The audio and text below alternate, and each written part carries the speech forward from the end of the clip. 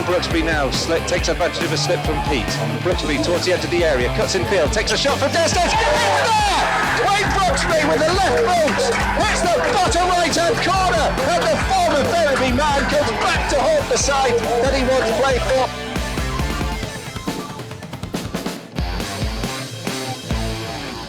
Well, good afternoon and welcome here to Nethermore. It's another Vanarama National League game for the Lions after FA Cup disappointment midweek, knocked out by A.F.C. Halifax. Least said about that, perhaps the better, but an opportunity nonetheless for the Lions to get back to winning ways, and perhaps today's opponents, Welling, are the perfect team for us to face. The team that beat us on the opening day of the season back in August when we made history and played our first ever game in this division. But we were unlucky that day with Tom Craddock hitting the crossbar and a host of chances that we had that we didn't take. Sar Kaba was the man who scored the goal for the visitors. Perhaps today we can put to bed that opening day result and get the win here at Nethermore. Full match commentary here on Guiseley AFC Radio.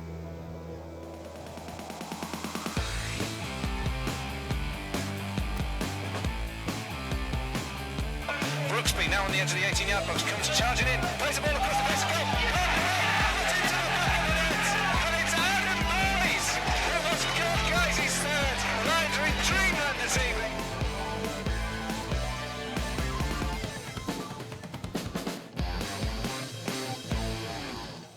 Yes, good afternoon and welcome here to Nethermore Park for this afternoon's game between the Lions and Welling United here in the Vanarama National League. An important game for both these sides.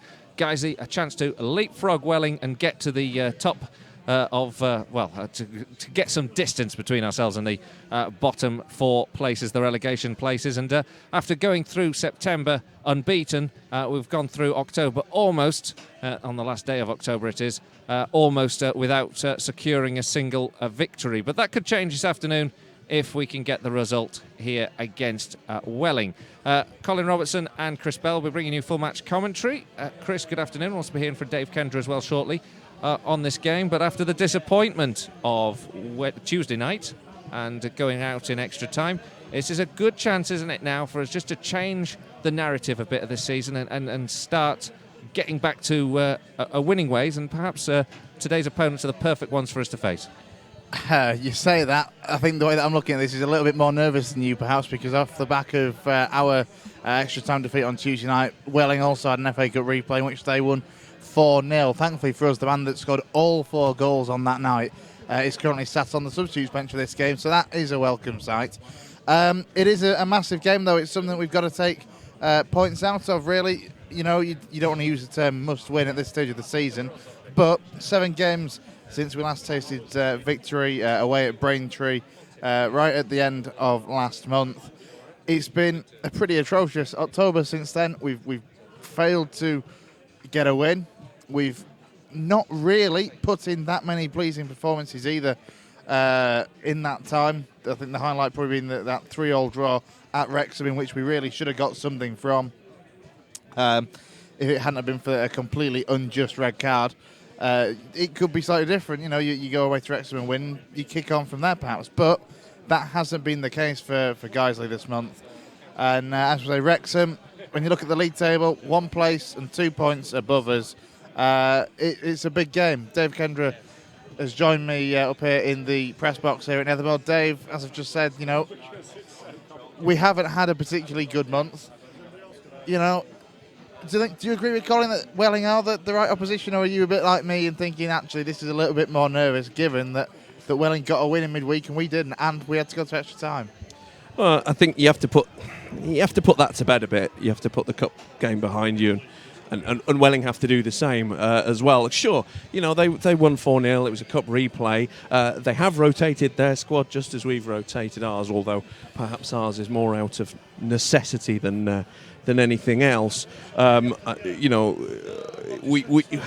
it was pretty punishing on Tuesday night for us, and we've lost a few players, and of course still no Dicko today, but equally no Will Hatfield, who picked up an injury in extra time there. So you have to just sort of draw a line under that and move on and approach this game fresh. As for the opponents today, you know, pick a name out of a hat as to the right opponents to follow a defeat like that. I mean, really, you know, what you want to be playing is sort of Farsley Celtic under 11s today. You know, get a good win over some easy opposition or something. Dewsbury Rangers women's team. No disrespect to Farsley Celtic under 11s or Dewsbury women's team, of course, but got to mention the Vixens 23-0 win. To be fair, I was speaking to Fletch earlier, and we were saying like we could do with a fifth of that result. I'll be happy. Just an eighth of that. I don't know what an eighth of 23 is, but I'll take it.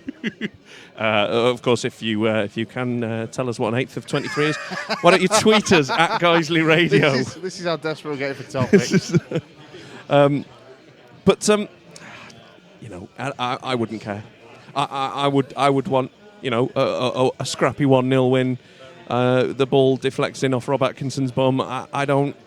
You know, it's about time, isn't it? It's a long time since Braintree. The last win we had, as I mentioned, was the last win that we saw. Braintree away. And the last win here was Halifax.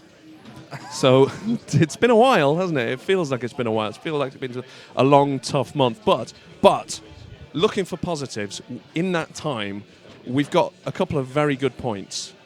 You know, we got the point against Wrexham. You know, we picked up a couple of decent draws away from home.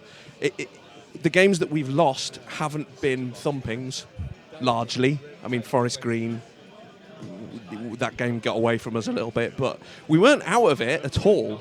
You know, not at all. Just in the end, their class told. But so I think that there are reasons to be cheerful. We just need, and I'm sure Mark Barrow will agree with it, just need a bit of luck to turn. I'll tell you what, we saw a very despondent-looking Danny Boschel after the game on Tuesday, who just looked like he wanted to go home, and like the rest of us, was just sick to our stomachs. And the one thing that he said as he passed us was, "What are the chances of us getting a goal like that?" Yeah, and that's what it feels like at the moment. It feels just like a little bit of luck's against us at the moment. But luck in football is transitory, and it turns, and if it can turn today, brilliant. But it won't go on like this forever. I think that's the thing to hang on to. Absolutely. Well, I spoke to the Guiseley manager, Mark Bauer, after the game on Tuesday night. Here's what he had to say. I'm joined by Mark Bauer after Guiseley's extra time defeat against Halifax. Mark, football's a cruel game at times. How do you assess that one? First of all, I thought lads gave absolutely everything they had. You know, I think in extra time you see on both sides really some of the bodies that are trying to pull themselves around the pitch to keep going. We're playing with 10 men in that, you know, Will was a passenger for pretty much all of extra time. And I can't really say that told, because obviously it's a bit of unlucky deflection, you know, no danger with this shot. Can't really legislate for what happened, can't blame anyone. Ends up in the back of your net, and you know, when we'd had one in extra time ourselves that bounced off the underside of the bar and then just won't quite fall for us. Difficult one to take. The performance itself, first half, we just lacked that bit of quality. We had plenty of the ball, but just we were very frustrated. Couldn't find any kind of cutting edge up front. Obviously, with the players that we've got missing, Rothery, Brooksby, Dickinson, Maris, OJ.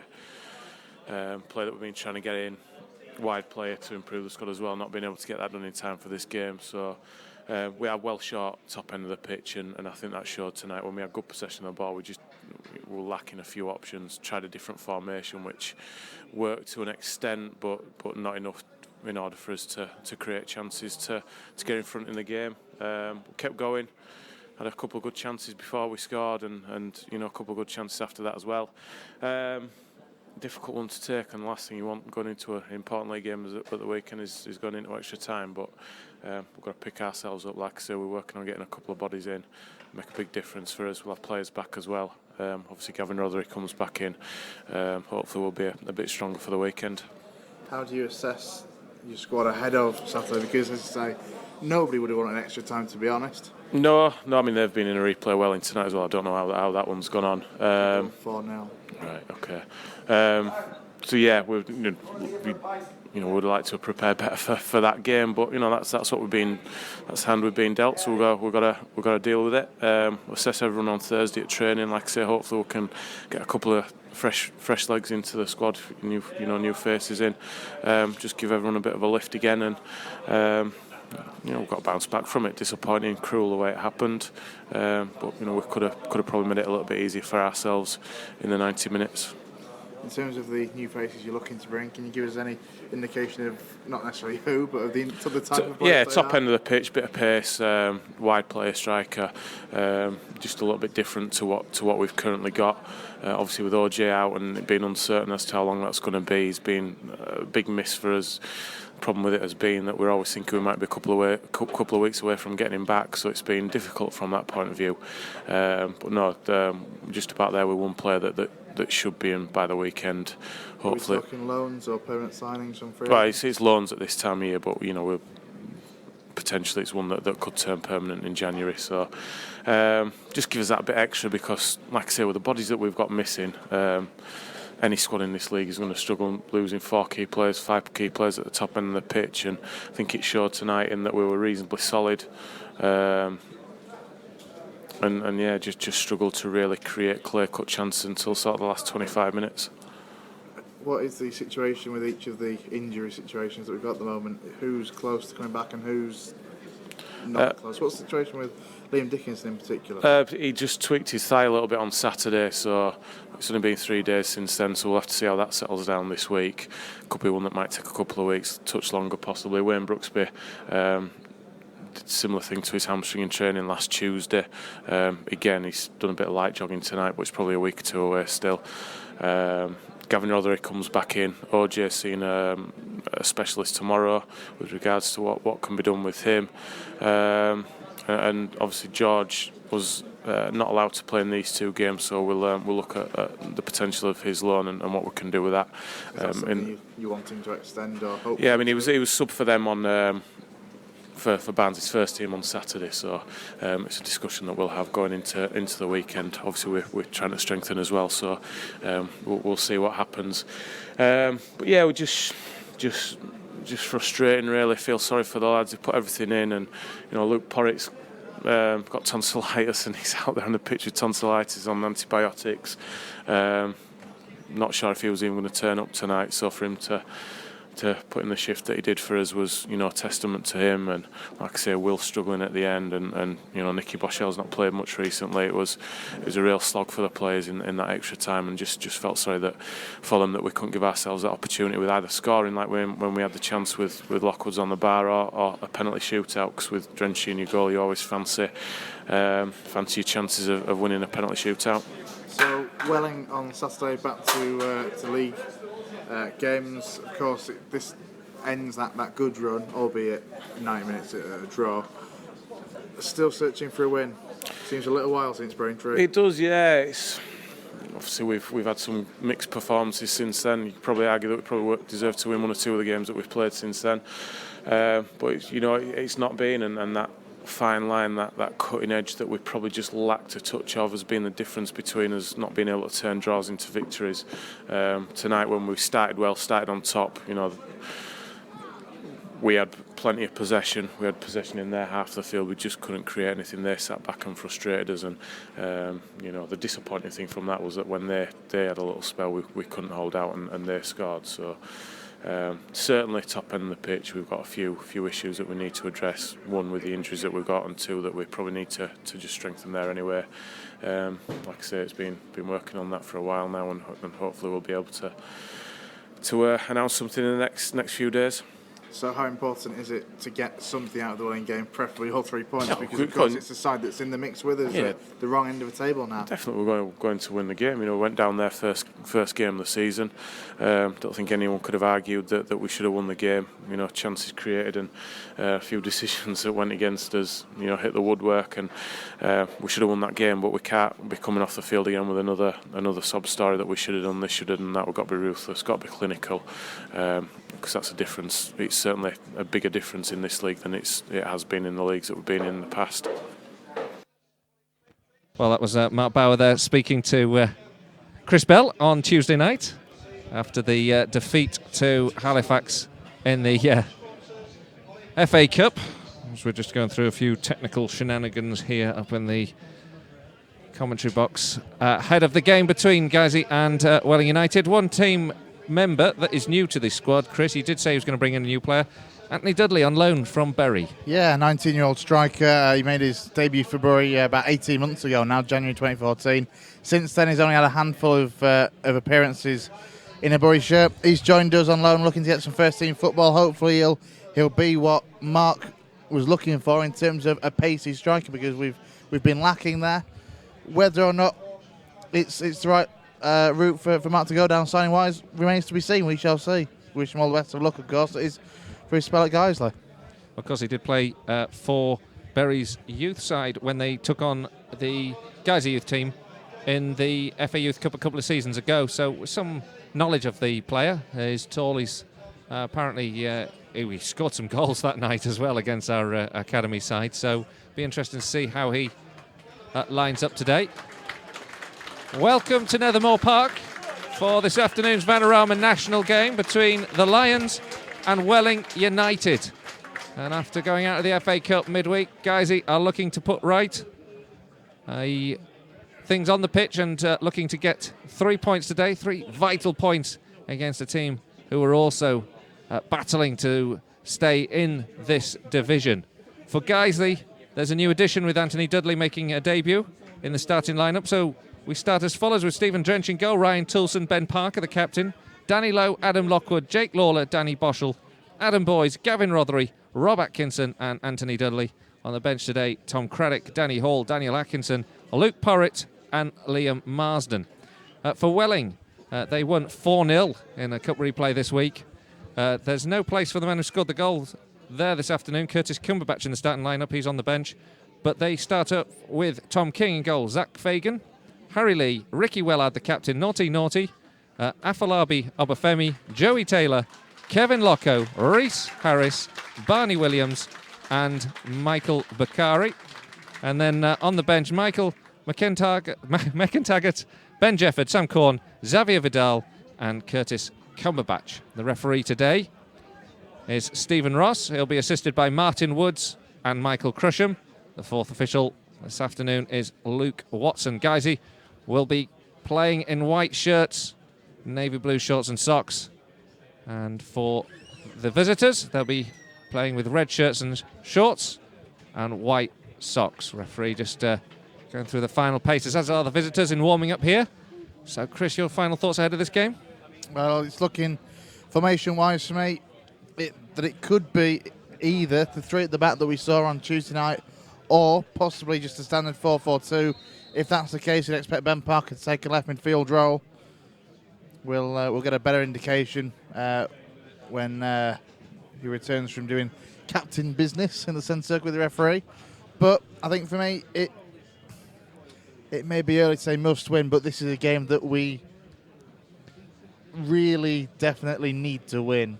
Well, let's just go back down to that lineup. I mean, we talk.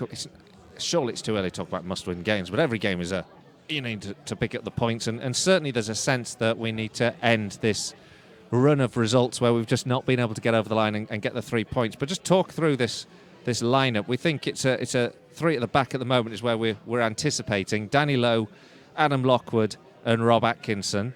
Wing-backs of Ryan Toulson and Ben Parker. And then holding midfielders Jake Lawler and Danny Boschel.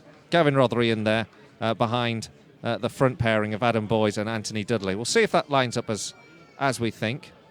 The referee now looks to his watch. And we're about to get underway here at Nethermore Park. The final checks with the goalkeeper as a good crowd gathers here in the autumn weather. A very mild day here at the ground. And the referee finally blows the whistle and away we go.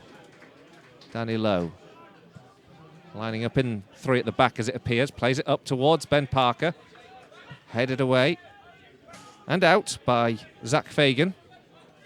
Guiseley have a throw midway through the Welling half. In the first few seconds of this game, Danny Lowe launches it down the left flank, looking for Parker. He flicks on. A Rather skewed clearance from Fagan, and it's out for a Guiseley throw, about level with the penalty spot on the left-hand side. Yeah, first thing to notice is that Ben Parker, from this throw inside the opposition penalty area, he's certainly been in an advanced role so far. Low, gets the ball back, chests it into the body of Parker, crosses into the box, in towards the body of Adam Boyes, and he made a connection on the volley, but it was at a very difficult angle for him to direct it on target, and in the end it's behind for a goal kick. It was a good move from Guiseley, though. The little chest down from Ben Parker into the path of Diallo. Good cross. As I say, it was an awkward height for Adam Boyes to strike it. But signs of intent very early on here at Nethermore. Goal kick is taken by Tom King. Goalkeeper puts the ball down the left-hand side. Rob Atkinson is muscled off the ball, and Rhys Harris takes a throw for Welling. They float the ball into the penalty area. The wings, though, not successful on this occasion. And it's over the top and behind for a goal kick.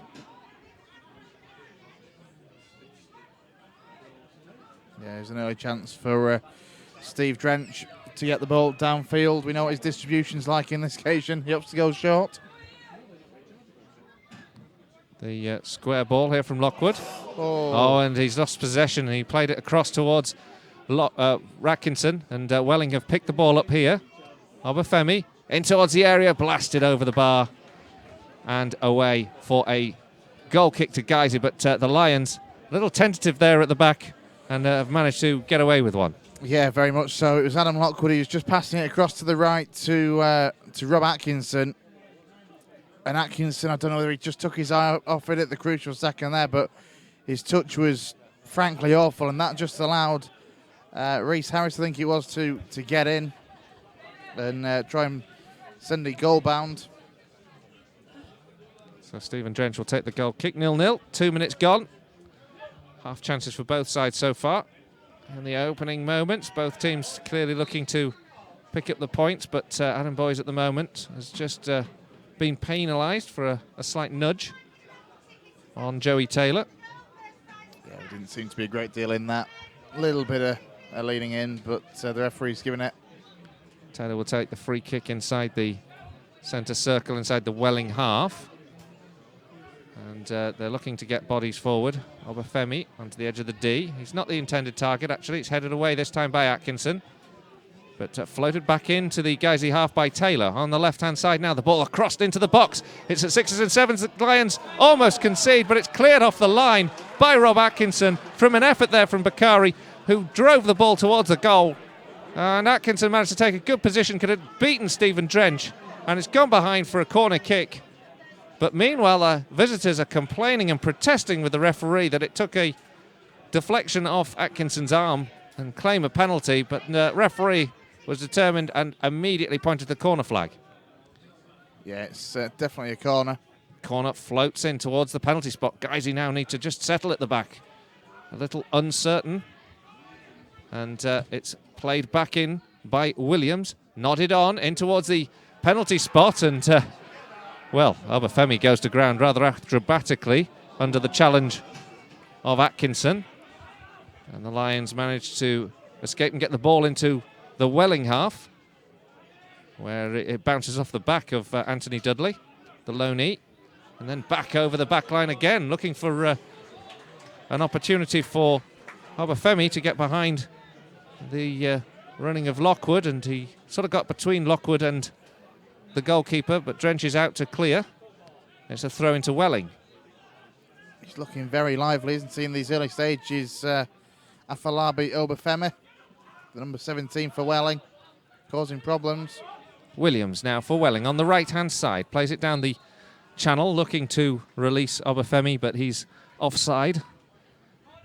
And Guiseley will have a free kick in their left-back position.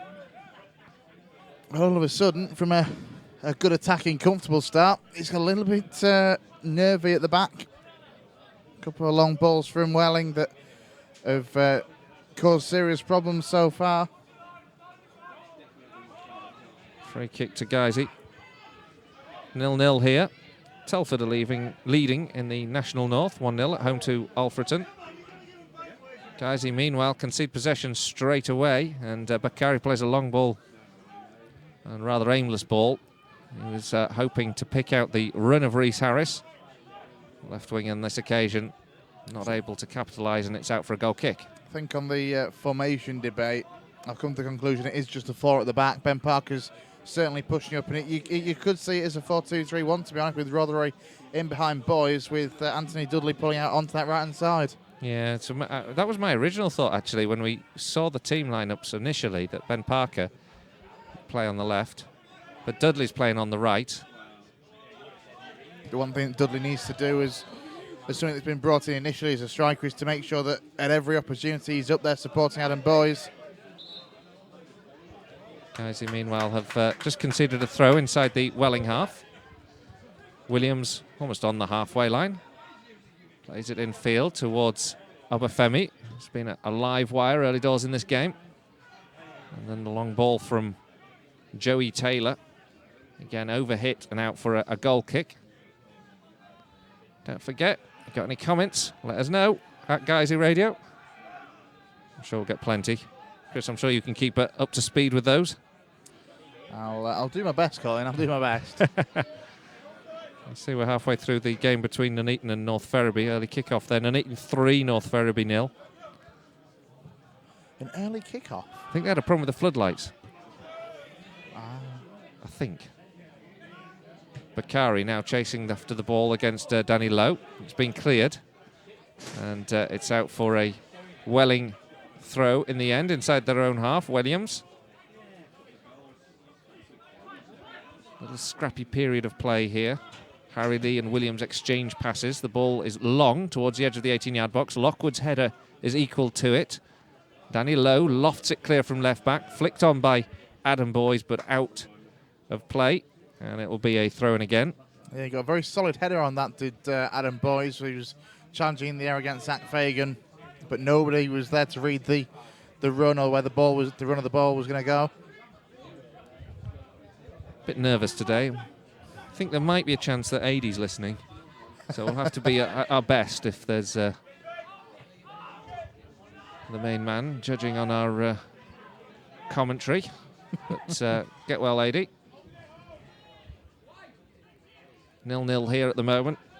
Not too much to report.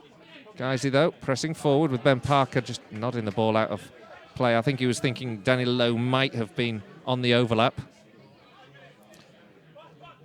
It's a throw. Again, sort of repeat throw this for Welling. We've seen an awful lot of the ball just in front of us in the hands of Barney Williams. This time he's taking his time to take the throw, much to the frustration of the home crowd. And then Obafemi is adjudged to have pushed Danny Lowe in the back. You might have heard that he didn't quite agree with that decision. And Guiseley now just knock the ball around at the back before Atkinson sends it down the right channel. Good surging run from Toulson, charging up the right-hand side, up against Norte. But Norte's equal to the challenge and makes a good blocking tackle in. But Toulson sticks to it, and Guiseley get the ball into the box, and there's a chance of a goal for the debutant, Anthony Dudley, who cut in field from the right-hand side after great work from Ryan Toulson. And Dudley was on hand to slot the ball into the left-hand corner. 9 minutes gone, and it's Guiseley 1, Welling 0. It's a lovely finish from the debutant, the young lad, Anthony Dudley, on loan from Bury. Superb finish.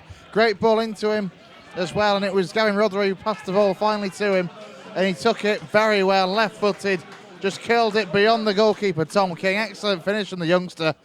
Great start for Guiseley, 1-0.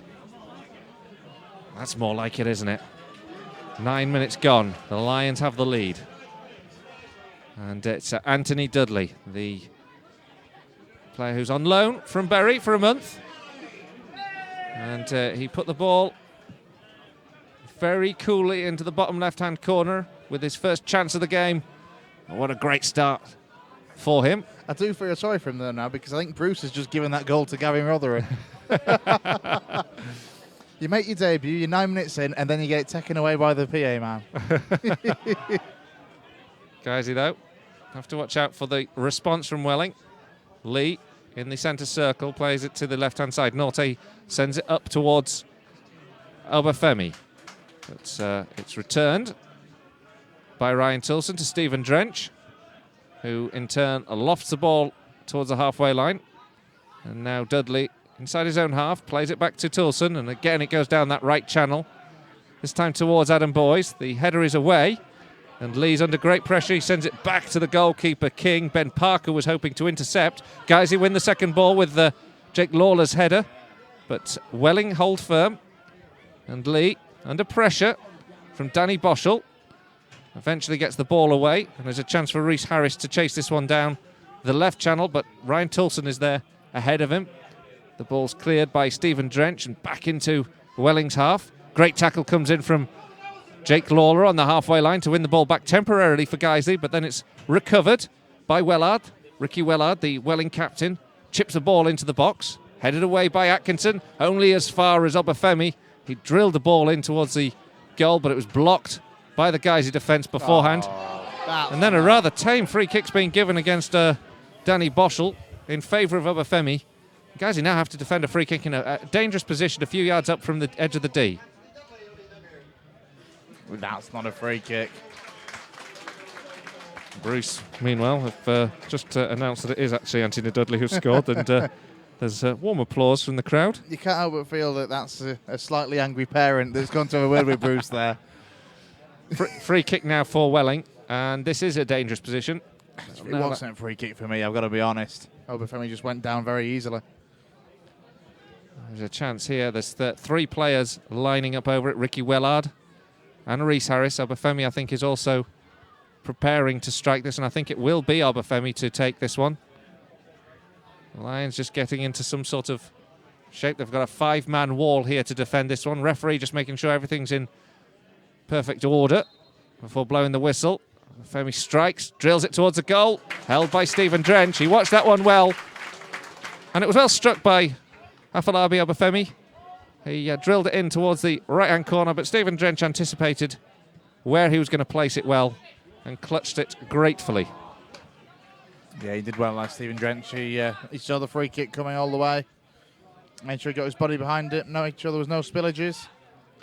Boreham Wood 0, Gateshead 1. And Southport 0, Aldershot 1. Teams at the bottom losing.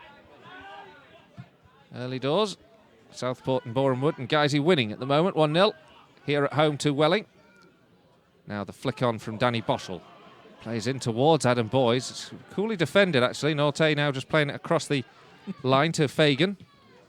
But Welling still trying to play the ball out from defensive positions. Chip the ball in towards the body of Bakari, but Guiseley win the ball back here with Gavin Rothery. Then Ben Parker across and centre into Danny Boschel. He has to play it back under pressure from Harry Lee to Rob Atkinson, and now Ryan Tilson from right back launches it down the flanks.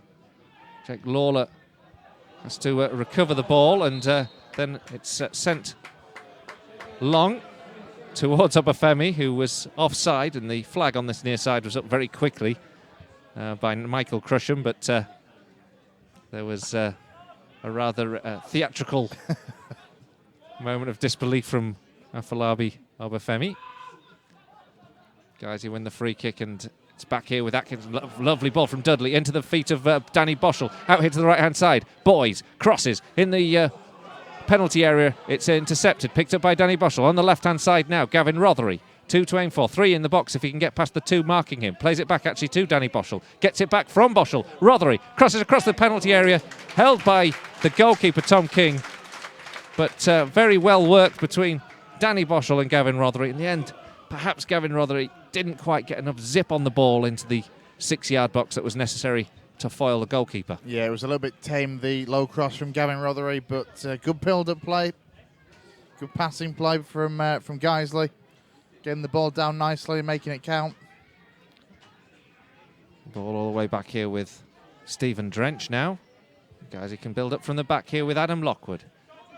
He's played up to the halfway line where Gavin Rothery intercepts under pressure from Taylor and gets the ball all the way back to Stephen Drench. The Lions now, again, starting from the back. Playing it down the channels once again to good effect this time from Atkinson. Finds Tilson. Tilson crosses up towards the back post. Ben Parker is there. He heads the ball towards the goal. It's headed away out of the 6-yard box. and the Lions recover possession. But it's a good direct football from the Lions there. Danny Boschel now on the left-hand side. Plays a 1-2 with Danny Lowe. Guiseley in possession of the football. Work it out here to Rob Atkinson on the halfway line, and they've got players forward. Atkinson floats it up, finds Ben Parker. He chests it towards Adam Boyes on the edge of the D. He spins and shoots, but it's straight at the goalkeeper, Tom King. And in the end, Guiseley have crafted out an opportunity, but it's comfortable for goalkeeper King. Again, some really nice passing play from the Lions. And Adam Boyes there spun very nicely to get the ball out of his feet before he could strike it. Just didn't get too much power or accuracy on it, really. Welling pick up the ball on the halfway line. They're just under pressure here when they're on the ball. Lee, though, does pick out a pass. Finds Bakari, and he's got Obafemi ahead of him and plays a nice 1-2, and Bakari's through on goal. Plays a side-footed shot straight at Stephen Drench in the end. He'd be disappointed he didn't hit the corners of the goal, but it was a comfortable save after a well-worked move between Bakari and Obafemi. Yeah, the striker there for Welling just didn't do enough, did he? Didn't open his body up quite enough to get a wider angle on the shot. And as you say, it was comfortable for Steve Drench, and now Guiseley have managed to get it down the other end. Throw in now for the Lions, midway through the Welling half on this left-hand side. Some other interesting goals to come in the National we'll talk about in a moment, but Danny Lowe, meanwhile, will take this throw in. He's got Adam Boyes ahead of him. Boyes flicks it on towards Ben Parker, just beyond him, and scrambled away by Fagan. In the end, it takes a deflection off Boyes, and it's out for a Welling throw in right-back position. Yeah, a couple of other goals here. It's now Gateshead 2-0 against Boreham Wood. This guys who concede possession for another Welling throw. Eastleigh 0, Halifax 1. Forest Green 0, Chester 1 as well. So some surprising scorelines. And in the north, our old friends Bradford Park Avenue leading at home to Lowestoft, as well as Boston United are beating FC United 2-0.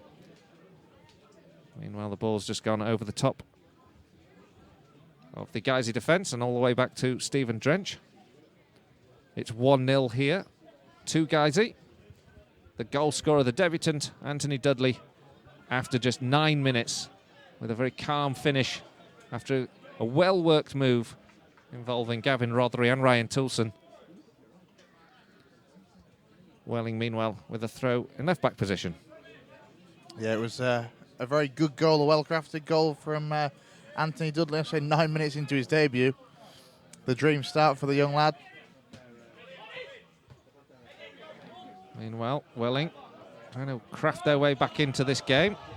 Work down the left-hand side, but Danny Boschel tidies up after a good challenge from Danny Lowe. And it's back with Stephen Drench. You just feel that guys need to capitalise. They've had a good spell here. And we need to get that second goal. It's gone over the top. Again from Drench, headed away this time by Fagan. Guys, battling hard and winning the second phase back here. Jake Lawler into the feet of Danny Lowe. Lowe into Gavin Rothery. Rothery to Lowe. Lowe chips it up towards the edge of the 18-yard box. Flicked on by Lawler after it's cleared, and Adam Boyes goes in for a chase up against Fagan. Oh. And a rather innocuous decision goes against Adam Boyes, and a free kick is given. And free kick to Welling inside the penalty area. Allegedly, Boyes, I think, is adjudged to have pulled back. I Fagan. don't know whether he pulled or pushed, but either way, there was absolutely nothing in it. He was just doing his best to try and get round that Fagan. Fagan, of course, was trying to hold him off and make it look worse than it was, but a very soft decision there from the referee. Still 1-0 to Guiseley. Welling now with a throw on the right-hand side. Bakari up against Lowe. Lowe wins the header on this occasion. Williams now. We'll wait for the ball to be recovered because there's a new ball needed. On the right-hand side, Williams exchanges passes with Wellard. The captain, Wellard, looks for the pass forward. He's shepherded by Jake Lawler, but Wellard does pick out a pass now to Obafemi. On the edge of the 18-yard box, he goes back to Lee. Lee looks to craft out an angle for a shot from distance. He does, but it's blocked by Lockwood. But still, Welling come forward with the ball. We get to second phase until Danny Lowe puts his foot through. Still picked up now. Fagan recovers the ball for Welling, still inside the Guiseley half. Up towards the edge of the 18-yard box, towards Bakari. Blocked again, but up in the air.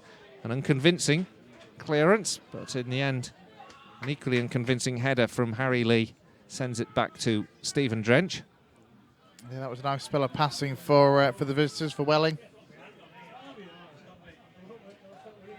The clearance from Stephen Drench aims for the right flank once again. Ryan Tulson, second best on that occasion in the aerial battle, but does win the throw.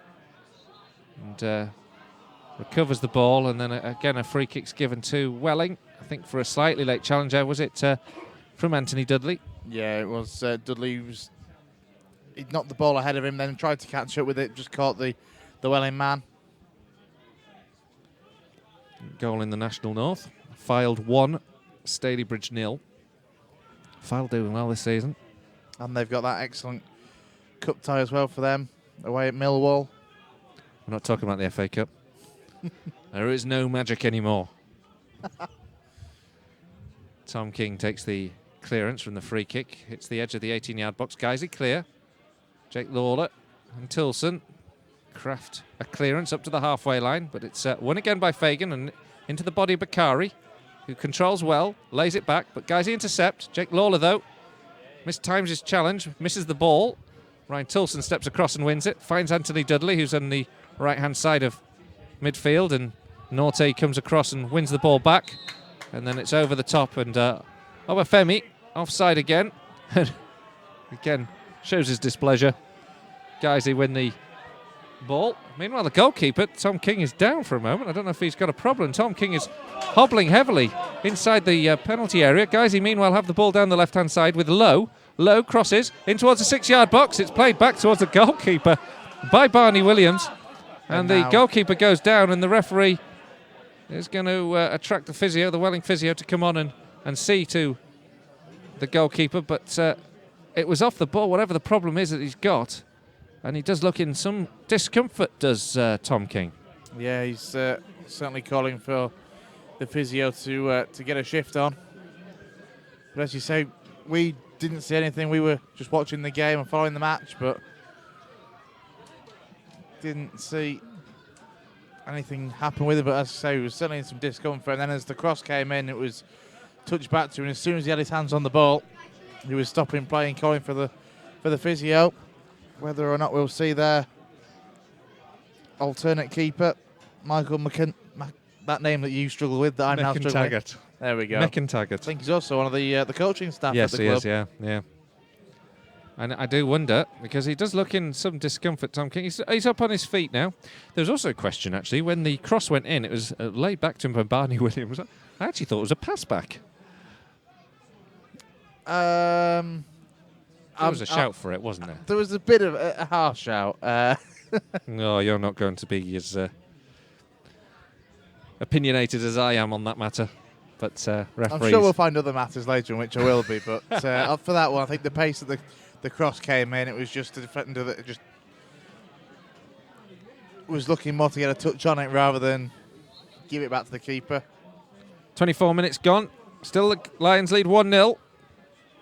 Anthony Dudley, the difference between the two sides. His cool finish, the debutant loanee from Bury. We'll see how the keeper's leg is now when he sends this downfield. It's a drop ball, and Tom King still on the pitch. Looks fine to me. Lofts a really good clearance, doesn't he? Down that left-hand channel for Welling to chase. It's time it beats the players in question, and he's moving quite freely in the goal. Meanwhile, Stephen Drench plays it short to Lockwood. He's quickly closed down by Bakari. Lockwood gets it back to Drench, and Guiseley do eventually hold on to the ball. Lockwood has to go long down the left-hand side, looking for Rothery. Headed away by Fagan. Danny Boschel can't win the aerial battle with Taylor. Williams goes back, and there's a slip by the centre-half there, Zach Fagan. He and Locko just looking a little uncomfortable in that back line on occasions when they're pressed by Adam Boys. At that time, I felt that he just lost his footing. Adam Boys couldn't capitalise. And Welling get the throw and move the ball down the right-hand side slowly. Lee now sends it towards the left flank, but it's cut out well by Dudley. Headed well on towards Gavin Rothery, who's got some space down this right-hand side. Now he's closed down by 3. Rothery holds on to the ball, looks for options, plays it square nicely to find Dudley. Dudley back here to Jake Lawler. Now Gavin Rothery is dispossessed by Norte, and the ball is cleared up to the halfway line. Ryan Tilson intercepts and plays a very cool pass into the feet of Lockwood. Lockwood down the left-hand channel, finds Lowe, gets the ball back. Adam Lockwood looks for options. In the end, just chooses to hold on to possession. Some frustration from the home fans, but Guiseley still in possession of the ball inside the Welling half, and they change the angle and they find Gavin Rothery. Rothery is tripped, and Guiseley get a free kick about 10 yards up from the edge of the 18-yard box on the right-hand side, about level with the angle of the penalty area on that right flank. Yeah, it's a good position to try and get the ball into the Welling penalty area. Second would be good, wouldn't it now, Chris? Certainly a lot more comfortable if we can get it. I don't think we've had a 2-goal lead this season. Uncharted territory. Let's get there. Gavin Rothery will deliver this one into the box. There are 5, 6 white shirts in there. Jake Lawler's in there. Adam Lockwood's in there. Boys. Atkinson. And Guiseley really trying to press here with 27 minutes gone, leading by a 1-0.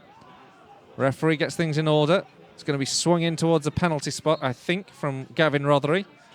Eventually, we're underway. Rothery swings this one in towards the edge of the 6-yard box. Atkinson gets a touch on it on the ground, but it just goes kindly into the arms of Tom King, who was in the right place at the right time. Welling tried to counter-attack quickly, but it's well defended. And now Guiseley have a throw inside the Welling half.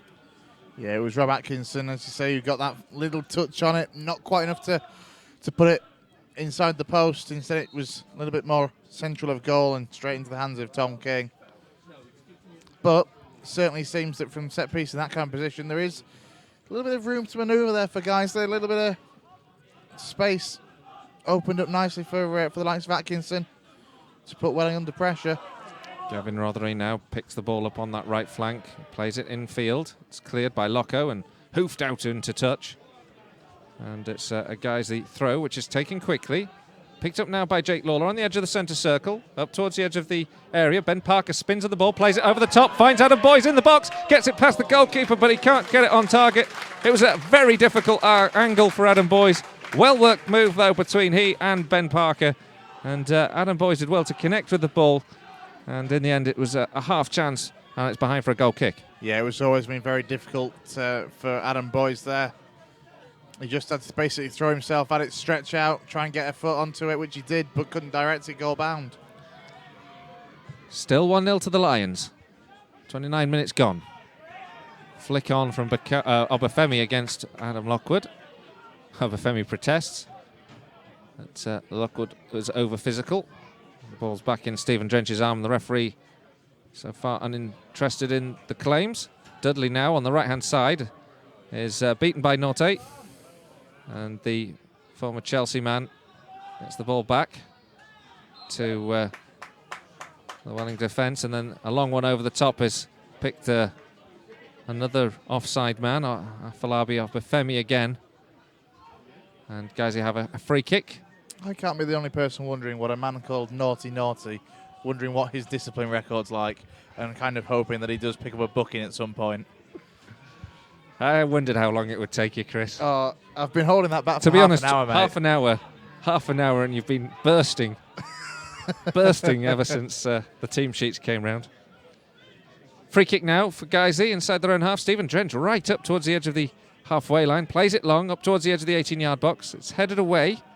Welling now recover possession with Norte on that left-hand side. It's up to the halfway line now, and played up by Rhys Harris towards the edge of the 18-yard box to Obafemi, who's on the left flank. And then his pass is misplaced, and Dudley picks possession back up for Guiseley. Adam Boyes tries to dink the ball into the run of Dudley, but Welling intercept. Williams up towards the halfway line. Actually opts to go square to Locko.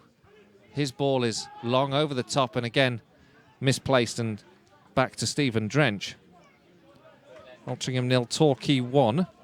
Torquay having a good spell, aren't they, now under new management of Kevin Nicholson. And Boreham Wood 1, Gateshead 2. Bradford Park Avenue 2, Lowestoft 0. Certainly some interesting results at the bottom end of the National League today. Fagan is Zach Fagan is just to have been fouled by Gavin Rothery in the aerial challenge. Referee right in front of the decision. Gives it in Welling's favour, and it's a free kick to the wings inside the Lions half.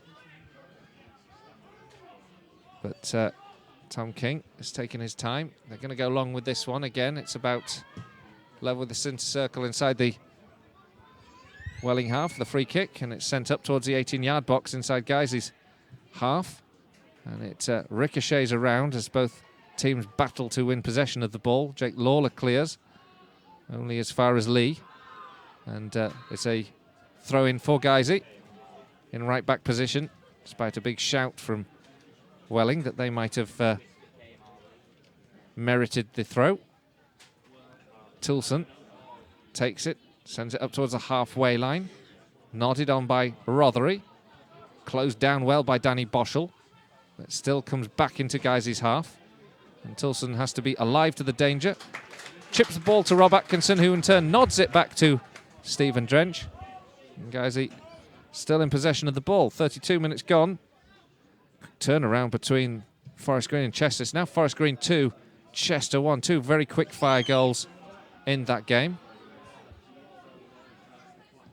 Still 1-0 here to Guiseley. Welling pressing a little. Forced Guiseley into conceding a throw on the left-hand side. It's quickly taken. Now Obafemi on the edge of the 18-yard box tries to angle an opportunity for a shot. Gives it to Pakari. He's challenged well by Danny Boschel. Guiseley get rid of the ball with Ryan Tilson, hoofing it into the Welling half. Adam Boys will close down the back line as much as he can, but Zach Fagan has time and space to launch the ball forward. Chips it up towards Bakari. The Lions have got a man down at the moment and clutching his head. And play continues with Lee. Referee not interested in stopping the game. Loco now looks for options to play it in. It's Danny Boschel who's down. He's now getting up to his haunches, but still play continues and still Welling have the ball on the left-hand side, but they're not able to make any headway. It's back with Loco on the halfway line. Guys, he keep good shape whilst Danny Boschel is down. He's back on his feet now. The ball's played forward and finds Bakari. He can't quite make the connection to bring in Reese Harris, who was on the overlapping run. Guys, he get it away, and then Rothery puts it out into touch. Danny Boschel goes down, and he'll go and see the assistant manager to see what's wrong. And Danny Boschel will need some attention, and we certainly don't want to see another injury. He went down off the ball, didn't he? And he did get back up, but he looks in a lot of discomfort. He's looking at his upper part of his leg, maybe a groin, maybe a thigh problem. Something that's tweaked or twinged as he's tried to turn perhaps, but he went down very quickly. Looking at the bench, there isn't a centre mid option, to be honest. There isn't a perfect position for a replacement on there. Lions are going to get some players warming up because Danny Boschel looks to be in a little bit of discomfort. I'd suggest it might be his groin because they're just stretching his leg, right leg, out. But with such a thing, whether he can run it off or not is debatable. National North, Tamworth 1, Hensford 0, and Curzon Ashton 1, Gainsborough 0. Still 1-0 here. We've got a slight stoppage though. And Guiseley are just watching tentatively to see how Danny Boschel fares as he walks off the pitch with Martin Stringfellow. Hopefully he's fit to resume. But we'll just have to wait and see on that score.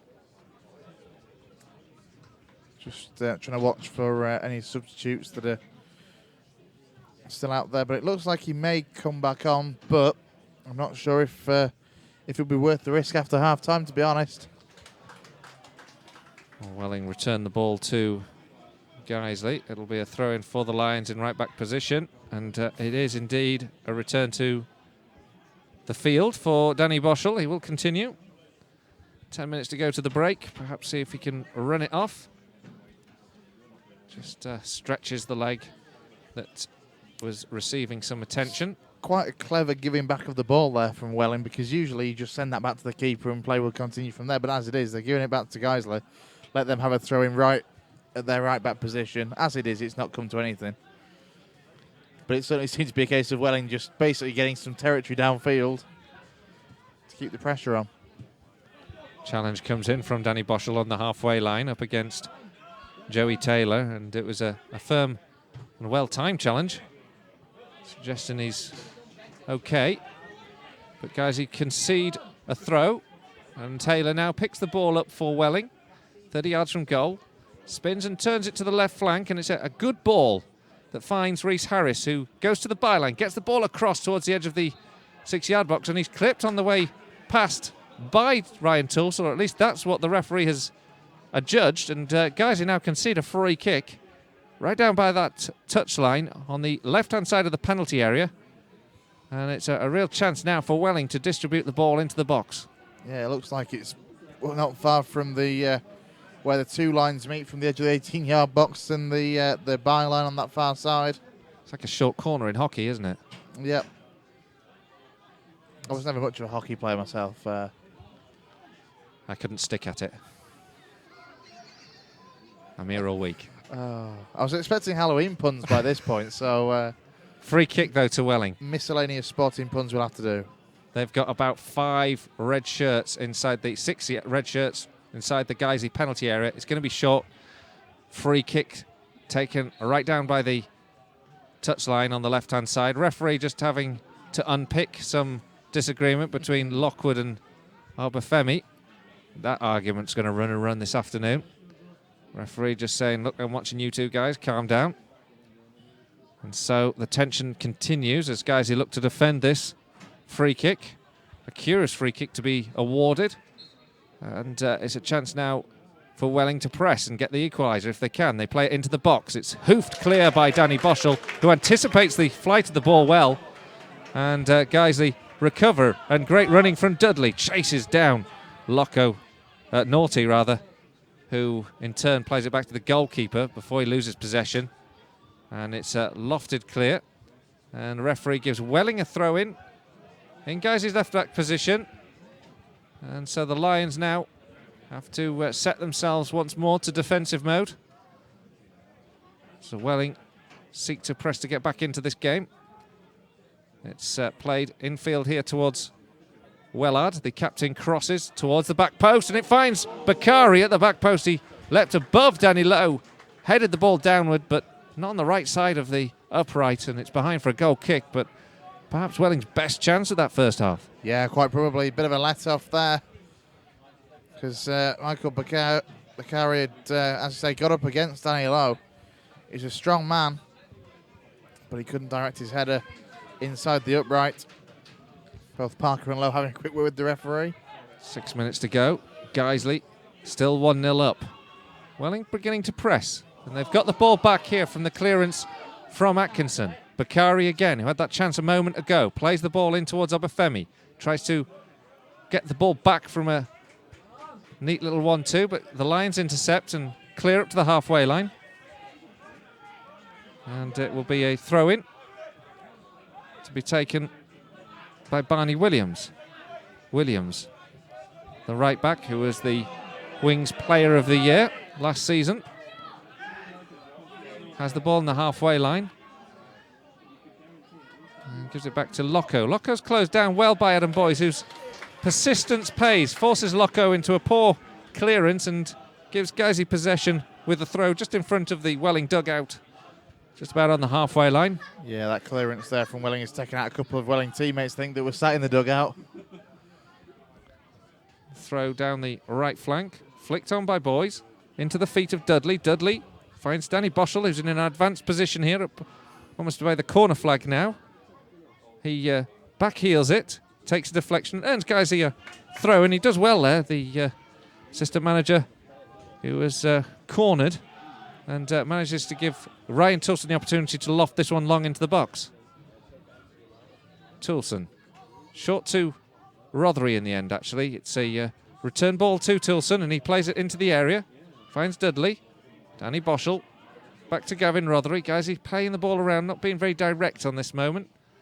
Though, Toulson on the right-hand side plays it in towards Danny Boschel, who took a good return ball, but it's well defended. And Norte intercepted at the right time, played it forward towards Obafemi. Guys, he recovered possession, though, well with Jake Lawler. Sent down the left-hand side. Boyce chases Fagan to win the ball back, who lofts the ball into the air, and guys who win another throw-in on the left-hand side. Yeah, that's good play from guys. A good pressing play, forcing the errors from Welling. You certainly wouldn't know which one of these two sides had had extra time and heartache after extra time on Tuesday night. Well, no, but it's not going to tell at this stage, is it? It's going to tell in that last 15, 20 minutes or so. That's when tired legs will start to show. Ben Parker closing down the back line again. Guys who win the ball back. This time it's a rather poor ball in to the penalty area from Danny Lowe. And it goes behind for a goal kick.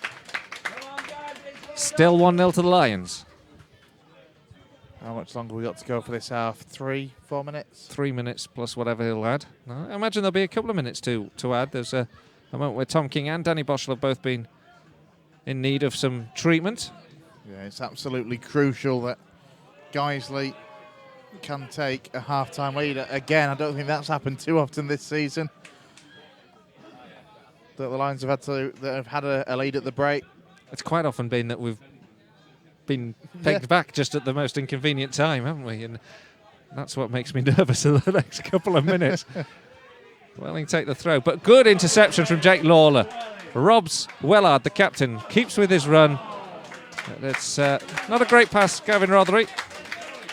And in the end, it's a throw-in to Welling in their right-back position. But Jake Lawler looked alive and aware of the opportunity. And is battling again with Ricky Wellard to try and win this ball. Headed away by Lockwood. He flicks it on. Adam Boyes wins possession, gives it well to Rothery. Rothery sends the ball well towards Dudley. Dudley chases, gets the ball over the goalkeeper, and Anthony Dudley, the debutant, has scored his second to give Guiseley a 2-goal lead. Lions 2, Welling 0. Absolutely fantastic play from Guiseley going forward with a pacey attack. And it's Anthony Dudley that was harrying and pressing the Welling United left back, putting him under lots of pressure. And he's done very, very well there to get around the defender, get his foot to the ball and put it beyond Tom King. Excellent work from the young debutant. It's 2-0 to the Lions, and both goals have come from 19-year-old debutant Anthony Dudley. Well, what a way to open your career at Guiseley. And Anthony Dudley looks to have been a very astute loanee that Mark Bauer has made.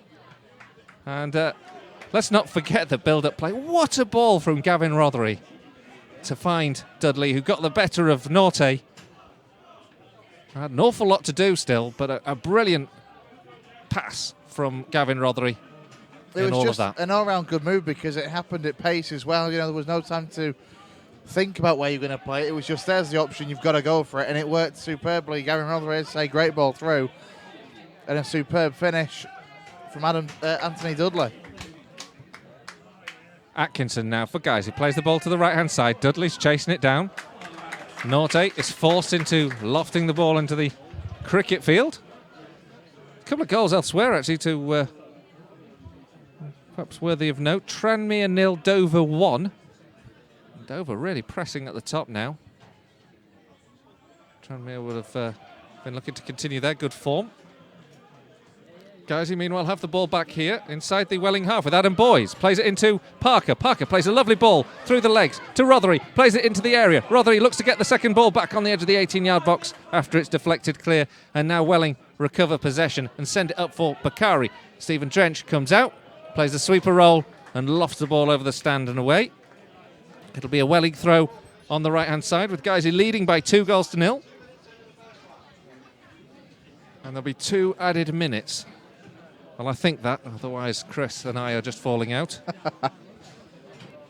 But It's a chance now for Welling to attack because Barney Williams has a throw in right back, plays it square to Lee. Lee into the feet of Loco. Loco finds Norte. Tackle comes in from Harris. And a throw for Welling on that left flank. Just need to see this half out. Let's not concede now. A foothold would certainly give him a boost, wouldn't it? Especially when you score late on in a half. So guys, you do need to be aware of this danger. Meanwhile, Ben Parker's been called over. Ryan Tilson and Ben Parker now speaking to the referee. Yeah, Gavin Rothery's over there as well. I think Rothery's the subject of anything. Well, Rothery is hanging around there. Ryan Tilson. Ben Parker continues the discussion with the referee, Stephen Ross. Not quite sure what that's all about. Throws taken anyway for Welling as we get back underway. Lee down the left channel finds Harris. Harris back to goal. Spins well, gets the ball into the box. Well cleared though by Atkinson. Picked up now by Loco, but Adam Boyes is on his shoulder to whip the ball off him inside the Guiseley half. And Guiseley get the ball up to Danny Boschel, who's the most advanced player for a moment. But it's recovered by Welling. Nodded on now by Ricky Wellard. Guiseley win the ball back. Ben Parker can't win it back though because Bakari's spun on the ball and looking to craft out a shooting angle. He drills one towards a goal, but he's blocked well by Rob Atkinson. And it's out for a Welling throw. And again, a good tackle comes in from Jake Lawler. Oh, he wins the ball. The referee's given a free kick to Welling. And it's about 15 yards out from the edge of the 18-yard box. We're past 2 minutes now. Welling will perhaps have one last chance in this half from a rather generously gifted free kick. Very generous. Very generous indeed. You're going to get players onto the edge of the 18-yard box. It's 4 or 5. Floated in by Wellard towards the edge of the penalty spot, actually, and it's intercepted by Toulson. The referee blows for half-time. Excellent first 45 for the Lions. An even better one for debutant Loney Anthony Dudley. Scored 2 goals in that first half and 2 very well-taken strikes there were too. Guiseley 2, Welling 0. Excellent half of football for Guiseley, and as you say, for that man, Anthony Dudley, he only arrived at the club yesterday, and what an impact he's made, scoring after just 9 minutes. His first, a brilliant left-footed finish, and his second one shortly before half-time. Did very, very well, tussling up against Norte, the left-back for Welling United. Did well, got round him, got a foot on it, put it beyond Tom King. When was the last time we were 2-0 up at half-time? I don't know, I've forgotten. That's the point, I think. It's been a long time since we've been able to sit here and say, half-time score, Guiseley 2, the opposition 0. Well, perhaps you could just take us through some of the half-time scores, Chris, but let's also get the views of Dave Kendra and how he's made of that, what he's made of that first 45.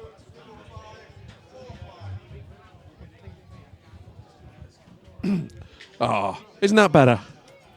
Isn't that much, much better? What a fantastic first half and what a start for our new signing, Anthony Dudley. What a refreshing change it's been this season. I mean, he has been fantastic in that first half. I thought in the last couple of games, Adam Boyes had been lively and he'd been closing down defenders and he'd been causing problems. Now we've got Anthony Dudley as well, who's doing the same thing, but in support of Adam Boyes as well. I mean, the 2 goals that he scored are a testament to that, particularly that second one, when he just sort of shuffled past the defender, stuck a leg out, and it sort of bounced satisfactorily into the back of the net. It seemed to take a very long time to get there. Almost as if to just give us all time to get used to the idea that, hang on, Guiseley are 2-0 up. 2-0 up at half-time. When was the last time we could say that, Chris? I don't know. Both me and Colin have been trying to work that out, and it's been a while, I think. Some point last season, I think it's the first time this season. It is this season, yeah. I'll quickly go through the half-time scores from elsewhere in the Vanarama National League. Altrincham 0, Torquay United 1, Boreham Wood 1, Gateshead 2, Braintree Town 0, Macclesfield Town 0, Eastleigh 0, FC Halifax Town 1, Forest Green Rovers 2, Chester 1, Guiseley 2, Welling United 0, Kidderminster Harriers 0, Woking 0, Lincoln City 0, Bromley 0, Southport 0, Aldershot Town 1, Tranmere Rovers 0, Dover Athletic 1, and Wrexham 1, Barrow 0. So that is all the half-time scores. Dave Kendra still alongside me. Still buzzing, Chris. Still as Have we got any biscuits? I as feel like it's a despondent biscuit as kind of us. half-time. Yes, we do have biscuits today. I'll tell you what, the budget's nipping because we haven't got chocolate hobnobs today. We've got Morrison's own brand chocolate digestives, you see. That's the budget nipping. If we're tuning up at half-time every time we get the biscuits out, they can always be Morrison's own brand chocolate digestives. I feel like we should have brought the Celebrations? treat bags. We should have brought the treat bags this one because it's Halloween. Oh, it is. Of course. Well, it's more treat than trick today, isn't it? Hey! Hey! I said Here again. all week. No, it's what a brilliant afternoon for football. What a fantastic afternoon, and what a great first half from the Lions. There's been a lot more pace about us, a lot more energy, a lot more movement, and you wouldn't believe that we'd played 120 minutes on Tuesday. You really wouldn't. Oh no, that's a very fair point. One thing that I did say to Colin, though, Colin made a similar point in commentary, and it's not going to show now anyway. It's going to be the hour mark and thereafter that it will, if it's going to, it will take its toll. You do feel the last half an hour of this game is going to be a bit of a slog, though. Yeah. I do. Welling are not a bad side, and they look a bit quick and they're a bit skillful, especially going forward. And they've had a couple of decent half chances. Nothing to really test Stephen Drench as yet, but you feel there's a goal in them somewhere, and they've looked pretty decent from set pieces. Although they had one opportunity in that first half where they got a free kick on the edge of the penalty area that they really should have just zipped in, but they tried to play it out towards the D, and it was easily cleared in the end. And I think if I'd have been a Welling fan, I'd have been fuming about that. Yeah, there's certainly players in there that can cause problems. We've seen Obafemi. He's caused problems. He's got a lot of pace about him. Michael Bakari, he's looked lively. We saw an excellent turn and shot just before half-time. On the bench is Xavier Vidal, who's a central midfielder. He played against us on the opening day at Welling. He scored 4 goals on Tuesday night. There is a man that must be thinking, what have I got to do to start a match? He got all 4 goals in a 4-0 win, and then finds himself on a bench for the league game. You should chat to Luke Porritt sometimes, but... Well, interestingly, I think he is one of the well, let's face it, if we make more than one sub, it's got to come on, hasn't he? Because you look at the bench, Tom Craddock, Danny Hall, Dan Atkinson, Luke Porritt and Liam Marsden. There's only Craddock and Porritt that are attacking options. There was a point in that first half, and Danny Boschel went down with no one around him, and he looked like he'd pulled something, and maybe he has. He was a lot quieter in the first half after that, I thought, a lot less running about him. Maybe, he might be carrying an injury, and we could be looking to either take him off at half-time or take him off. I doubt, looking at him, I don't think he's going to last the 90. But what there is on the bench, there's a bit of a paucity of direct replacements for Danny Boschel on the bench today. I mean, you look at Tom Craddock, Danny Hall, Danny whatever Atkinson, happens, Luke Porritt, it's going Liam to need a Marsden. reshuffle, isn't it? It's going to take a reshuffle. I mean, for me, I would have thought the obvious choice maybe push Ben Parker up into midfield, replace him with Danny Hall in defence. But then Ben Parker hasn't played more than an hour. He only played an hour on Tuesday. My thoughts would be something similar in terms of moving Ben Parker into a central midfield role, but then I was looking at then just like for like bring Porritt on down the left-hand side and put Parker more central. Yes, but are you going to get the same defensive work out of Luke Porritt that you get out of Ben Parker? You need an up and down player. If you're going to play a wing back, you need that up and down. Now, I'm not saying Luke Porritt won't play that if he's asked to, but the experience of Ben Parker. Luke Porritt is a player who has fantastic pace. He's very low centre of gravity, and he likes to run at defenders. I think he probably has got that. Is there a work risk rate if he's in him? playing that wing back role that we get caught out a little bit? Because Welling have got that pace about them and have got that quick break about them. They could catch us. Depends how you're seeing the game. I mean, for me, what we thought initially was going to be that effectively a 3-5-2, a 5-3-2, however you want to look at it, isn't. To me, it's been that the normal 4-2-3-1. I don't know how you've seen it formationally, but we've certainly seen Dudley, for the most part, be out on that right-hand side. But the one thing that he has done is when guys have been attacking and coming forward, he's been desperate to get alongside boys, which we have seen the 4-2-3-1 formation used a few times this season, and whoever's been on that right of midfield hasn't, for whatever reason, been getting up front to try and support boys. Yeah, okay. Well, maybe it's more of a fluid formation. You know, it's one of those ones where it's 4-2-3-1 without the ball and 4-3-3 with, or something along those lines. Have I just got I've got a really strong whiff of curry, and now I'm really hungry all of a sudden. No, me too. Somebody's got curry sauce on their chips. Something tells me that's... Not sure how I that feel might about that. It might be my tea sorted for tonight, because that's it now. Once I've got the idea of curry in my head, He's got curry in his head. it's going to be a curry, I think, on the way home. Okay, this is why people tune into us. Hopefully- What are you having for your tea tonight? Why don't you tweet us at Guiseley Radio? We've been very obviously quiet. got nothing else to talk We've been about. We very might as quiet well on the just Twitter maybe front. give Chris some alternative suggestions to curry for his tea. Good grief. Right, Chris, football is happening very soon in front of us. What do Guiseley have to do? Not concede 2 goals, so we Well- can at least get 3 points. Point A, don't concede 2 goals. Right, okay, that's probably written in big letters on the whiteboard in the changing room right now. So you How do criticised we- me about talking about food, and now you've got a scone. Or are you going to start a Twitter Hey, debate? Is it scone or scone? It's all. Right, why don't you tweet us with your pronunciation of scone or scone at Guiseley Radio. Hashtag scone. See, usually we'd fill this bit with just moaning and complaining. That's but the trouble. We've got a 10-minute interview with Mark Bauer that we would otherwise play in this situation, but at this point it feels inappropriate Yeah, because 'cause it's the he's most what- depressing interview in the history of all football interviews because it was conducted 5 minutes after an absolutely heartbreaking defeat in extra time. And here we are. Everything's fine. The sun's, well, it's not out, but it's somewhere up floodlights are there, on. and the That's what's got floodlights you are on, there. and we're 2-0 up at half-time, and everything's fine again. That's the beauty of football, isn't it? it is. One thing that I do want to talk about, actually, Tuesday night, Silsden in the County Cup. With the injuries that we've got, what sort of squad can you see Matt putting out for that? What priority do you think it's going to be? And I can see that you're desperately waving to keep on talking because you now have a mouthful of scone. This Or is scone. prime time radio.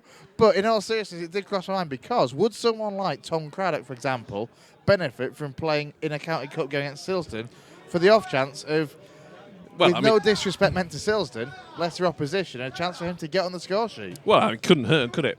It certainly couldn't hurt. I mean, for large periods of that Halifax game, Tom Craddock looked like a man who'd really lost all semblance of confidence. We've seen it. We've seen how much more confidence, how much better Adam Boyes is playing when he's got a couple of goals, he's got his tail up and he's got his head up and he's got a bit of confidence about him now. And we see it every single game now that he's got back off the score sheet, since he scored those 2 against Wrexham, since he scored that very first one against Wrexham, since he belted it into the top corner. Oh. Which was a beautiful goal and exactly the sort of goal he needed to break that duck. You know, just for him to have a crack at it, for it to come off, and for him to go, oh yeah, actually, I can do this. I remember how to do this. So yeah, Tom Craddock could very much benefit from 90 minutes against Silsden, but also I think there's a fair few of those fringe players that could benefit as well. Certainly, I mean, we keep coming back to it, but Luke Porritt could certainly benefit from a game. Danny Hall's still coming back from injury. He still could do with a game. And Maybe you Dan think- Atkinson as well. He's played 1 league game this season. And I didn't think he played that badly, but he was on the wrong end of a bit of a thumping. But I think he's a real prospect. And of course, likelihood a few academy names will be. put into the Yeah, lineup. and why not? Why not mix it up a bit with some of those first teamers who aren't quite making it into the starting 11 with some of the academy players who are coming through. I mean, that's roughly how we're going to be successful in coming forward. Going forward as a football club is we need to give these young players a chance, and the West Riding County Cup is a perfect opportunity for that. To give them to give them 90 minutes, to give them a bit of a run out alongside some of the professionals, as well as you say, giving players like Tom Craddock a bit of confidence. Well, absolutely. If he can get himself on the score sheet, it would be a massive boost for him should he play. We will, of course, ask Mark after the game today about what his thoughts are for that game. I reckon I could have a game. What do you think? What position would you play? On the bench. On the bench. Generic substitute. Generic substitute number 4. Well, the Welling players are back out in front of us, and Guiseley making their way back out as well. Getting a very good reception. Something that hasn't necessarily been the case when they've been going out in recent games, the way the results had been going. But the Lions with a good 2-0 lead at half-time. Our match commentator Colin Robertson's back alongside. Your thoughts on that half, and what do we need to do for the second half, Colin? More of the same, isn't it? It's been very good.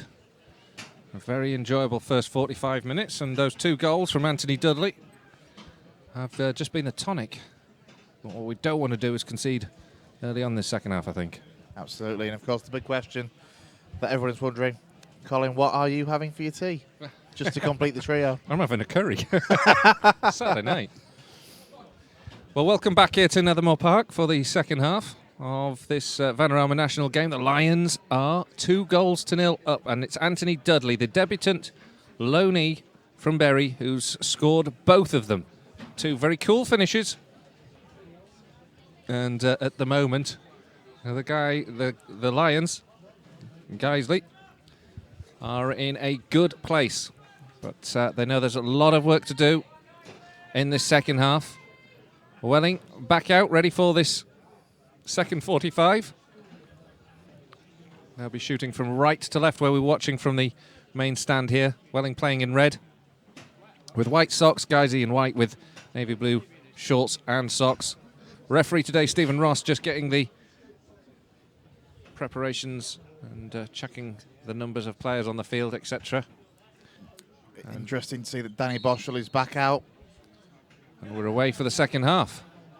Welling press, and that's a very good point really about Danny Boschel, because he did take a bit of a knock, or did have a problem in that first half. Guiseley meanwhile battling hard, and Adam Boyes, or Ben Parker rather, trying to win the ball from Barney Williams. Referee gives a free kick, but to me that just looked like well-worked physical play from Ben Parker. Free kicks given to Welling early on in this second period. They're going to launch this one in towards the edge of the 18-yard box. Williams will take, and an opportunity to play the long ball into the box. Wellard is in there. It's going to go up to a Loco. The centre-half gets a header on it. Goes across the face of goal. There's a shout for a penalty from Welling. Referee not interested, pointing straight for a goal kick. I think Welling should be more bothered about the fact that that header really should have been on target. He got it really well, but puts the header beyond the post. A warning sign there for Guiseley. It was a good delivery from Williams.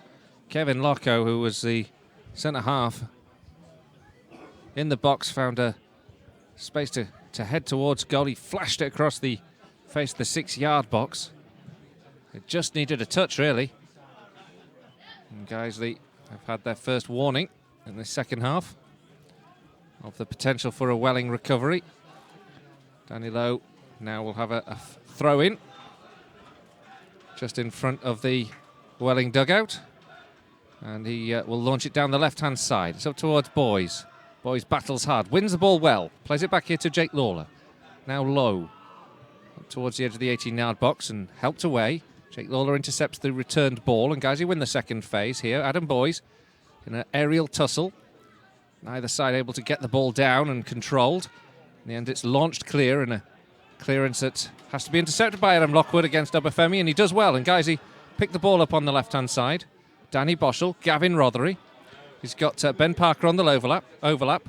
Rothery plays the ball out to the left-hand side. Parker in left wing, crosses into the box, but it's low and intercepted by Fagan. Guiseley stand their lines though, and Danny Lowe wins the ball back for Guiseley. Plays it down the left-hand side and again gets it into the box, but it's just too far ahead of Danny Boschel to complete the move.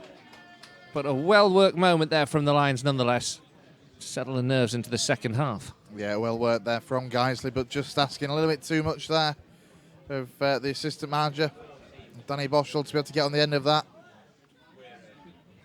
Clearance from King is intercepted, and Guiseley win the second phase again, and Adam Boyes is chasing down, trying to win this one, but it's well intercepted by Naughty just as Loco seemed to have lost the flight of the ball. Welling now in possession of the ball. They chip it forward, looking to get Rhys Harris into the fray, but it's intercepted and sent back to Stephen Drench. Still 2-0 to Guiseley. Well defended there from Danilo. Got there ahead of Rhys Harris and just nodded that back to the guys in number 1. Clearance from Drench. Flicked on by Ben Parker. He's having a very good game this afternoon. Recovered by Marnie Williams, but closed down by Adam Boys. Looking like the Adam Boys of old. And it's a goal kick in the end. I thought it might have gone out for a throw, and that's what Ben Parker's protesting. He thinks it's a throw and a chance for Guiseley to close down in the upper end of the field, but it's been gifted to Welling as a goal kick, rather bizarrely. No linesman on that side. And Welling clear the ball and play it on into the Lions half. Cleared by Atkinson, taken down now by Boys on the halfway line. Guiseley can launch a counter-attack themselves, floated over the top by Danny Boschel. The goalkeeper rushes out, and in the end, Dudley isn't able to cover the ball, despite his best efforts, and now Norte comes away with it for Welling, but Lockwood just lets the ball go underneath his feet, and it rolls through to Stephen Drench. But a little uncertain there in the back line, weren't they, Welling, with Tom King coming out of his area and not really making a clearance that he would have wanted.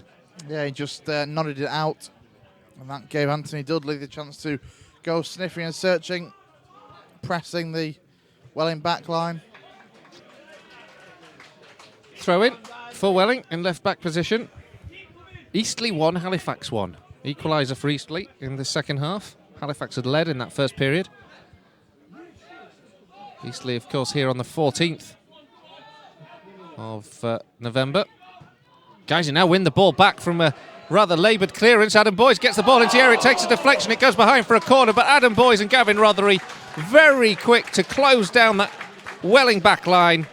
Rothery fed the ball to Boys. Boys was just trying to curl the ball into the bottom left-hand corner. It took just enough of a deflection from the defender, and it's behind for a corner. Yeah, really well worked there from Guiseley, and Adam Boys, 6 in all competitions so far this season, sniffing for a 7th. Really good effort, just takes a deflection behind for a corner. Corner to be swung infield from the left-hand side. Guiseley with bodies inside that 6-yard box, but they can't beat the man at the first post. And that's frustrating from the Lions' perspective. Danilo gets a defensive header in, but Welling now can swan forward in numbers as they look to come forward with a counter-attack. Ryan Toulson gets ahead of Obafemi and clears into touch, and it will be a throw for Welling. But it was an important interception there from Toulson. Yeah, absolutely. Did we have to do that to just get the danger away? Then Naughty has the ball for this throw. 51 minutes gone. Guiseley leading by 2-0 here at Nethermore. The throw is cleared by Lockwood. Back with Williams. The right back launches a run down the right flank. He's up against Parker. He does well. He cuts in field, gives it to Wellard. And now Harry Lee makes some progress down the right flank. The cross comes in. It's blocked by Lowe. Throw into Welling. About level with the edge of the penalty area. On the right-hand side. Taken quickly. Lee. Back to Taylor. Taylor crosses the ball in, swinging with the left foot, but it's over everyone and behind for a goal kick. Not a bad cross there from Welling. It was a difficult one. Just a little bit too much pace on it, though.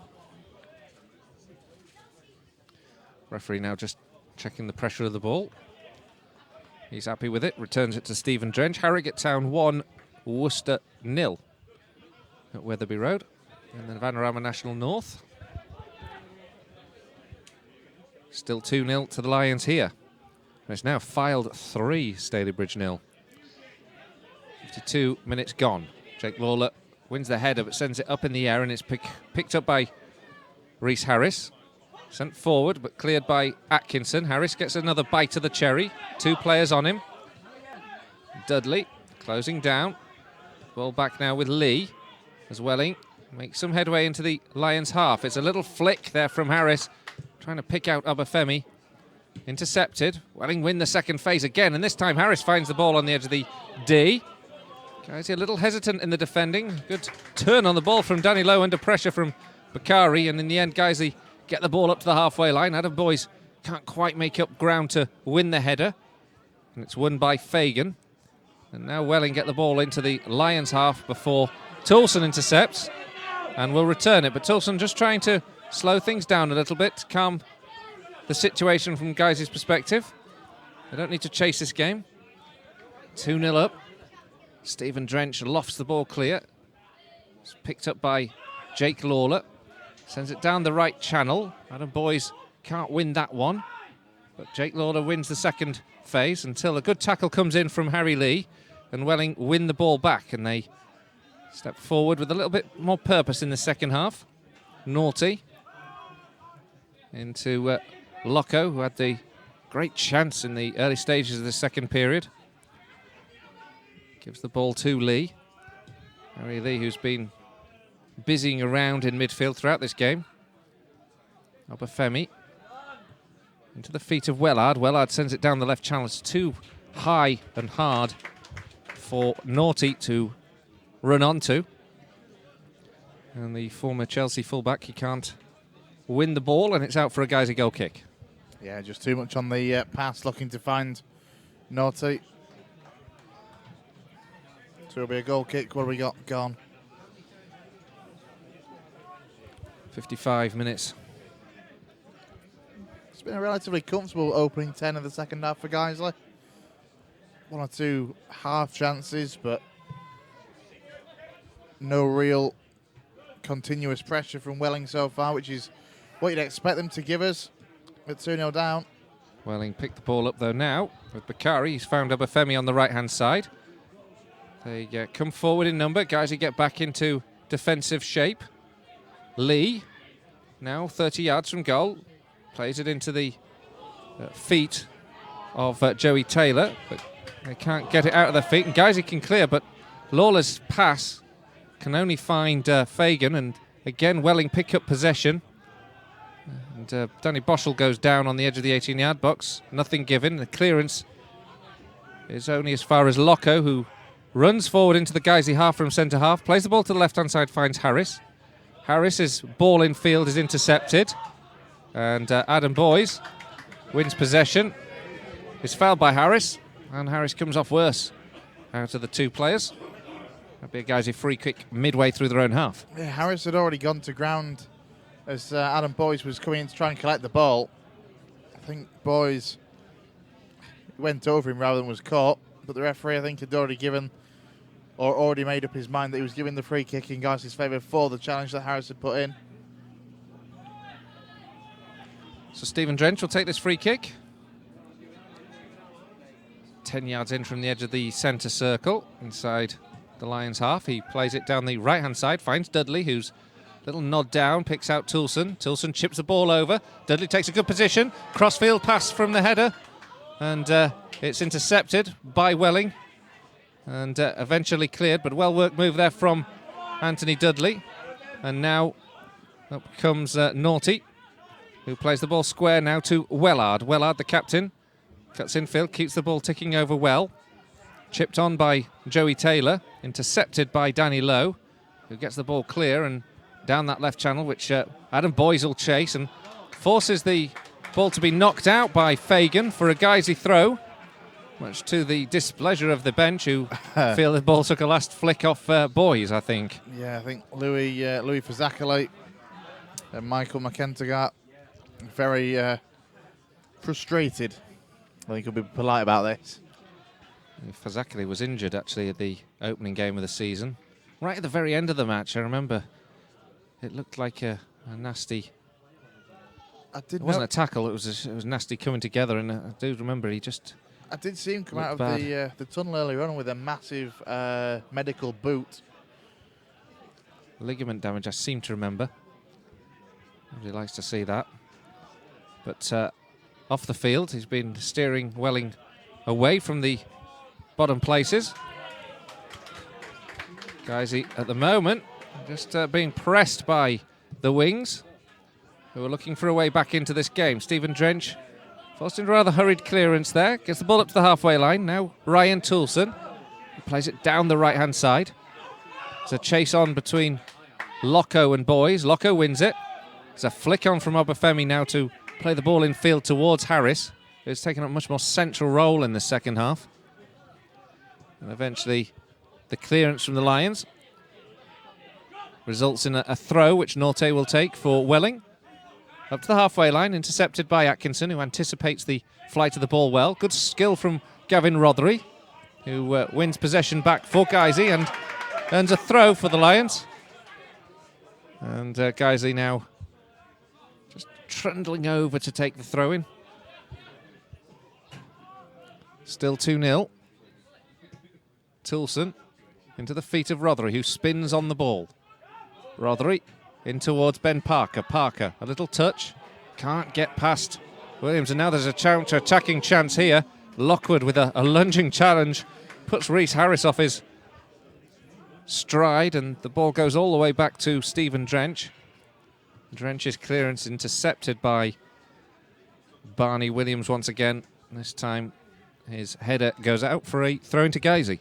Yeah, it's a good job that Adam Lockwood didn't make contact with anybody because he was going in full force. Would have been a very nasty collision if he'd taken anybody out en route. It's Southport 1, Aldershot 1. Equaliser for Aldershot. Guiseley now forcing the ball away as Welling, not surprisingly, pressing in the second half. The Lions not chasing the game. Perhaps we might expect to see the ball in this half a lot more. But Adam Boyes leading from the front very well there, closing down Zach Fagan, unable to get his pass away. It's out for a throw though, and Welling take it quickly. Harris steps up and is stopped in his tracks, this time by Ryan Toulson. Adam Boyes again with great endeavour, closing down. As Welling keep possession of the ball and move it around well, and Bakari, well, he wins a free kick for a challenge by Danny Boschel. Yeah. Boschel, I think, is feeling that inner muscle for a moment. He's up on his feet, hobbling a bit. Yeah, he just swung a leg there, didn't he, Danny Boschel? And as you say, it looked like he may have caught something, but now the referee's decided that no further action will be taken. He's back up and forming. I thought he was going to fall on the wall, but he's just instructing his teammates. Ball to be delivered by Lee. Lee floats the ball up towards the back post. It's over Danny Lowe. And behind for a goal kick. Looked like Danny Lowe might have just got a nick on that, but certainly feigned to head of the ball. But in the end, it's gone behind him and behind for a goal kick. It was a long old trip, wasn't it, to Welling on the opening day? Yeah, it feels quite a long time ago, doesn't it, that opening day trip to Welling? The sun shining. Yeah, it was a really good day out, to be fair, apart from the result. That Greasy Spoon Cafe. The Greasy Spoon, yeah. And Tom Craddock coming close to opening his account very early on and hitting the crossbar. Sar Cabot, who scored the goal, isn't playing today.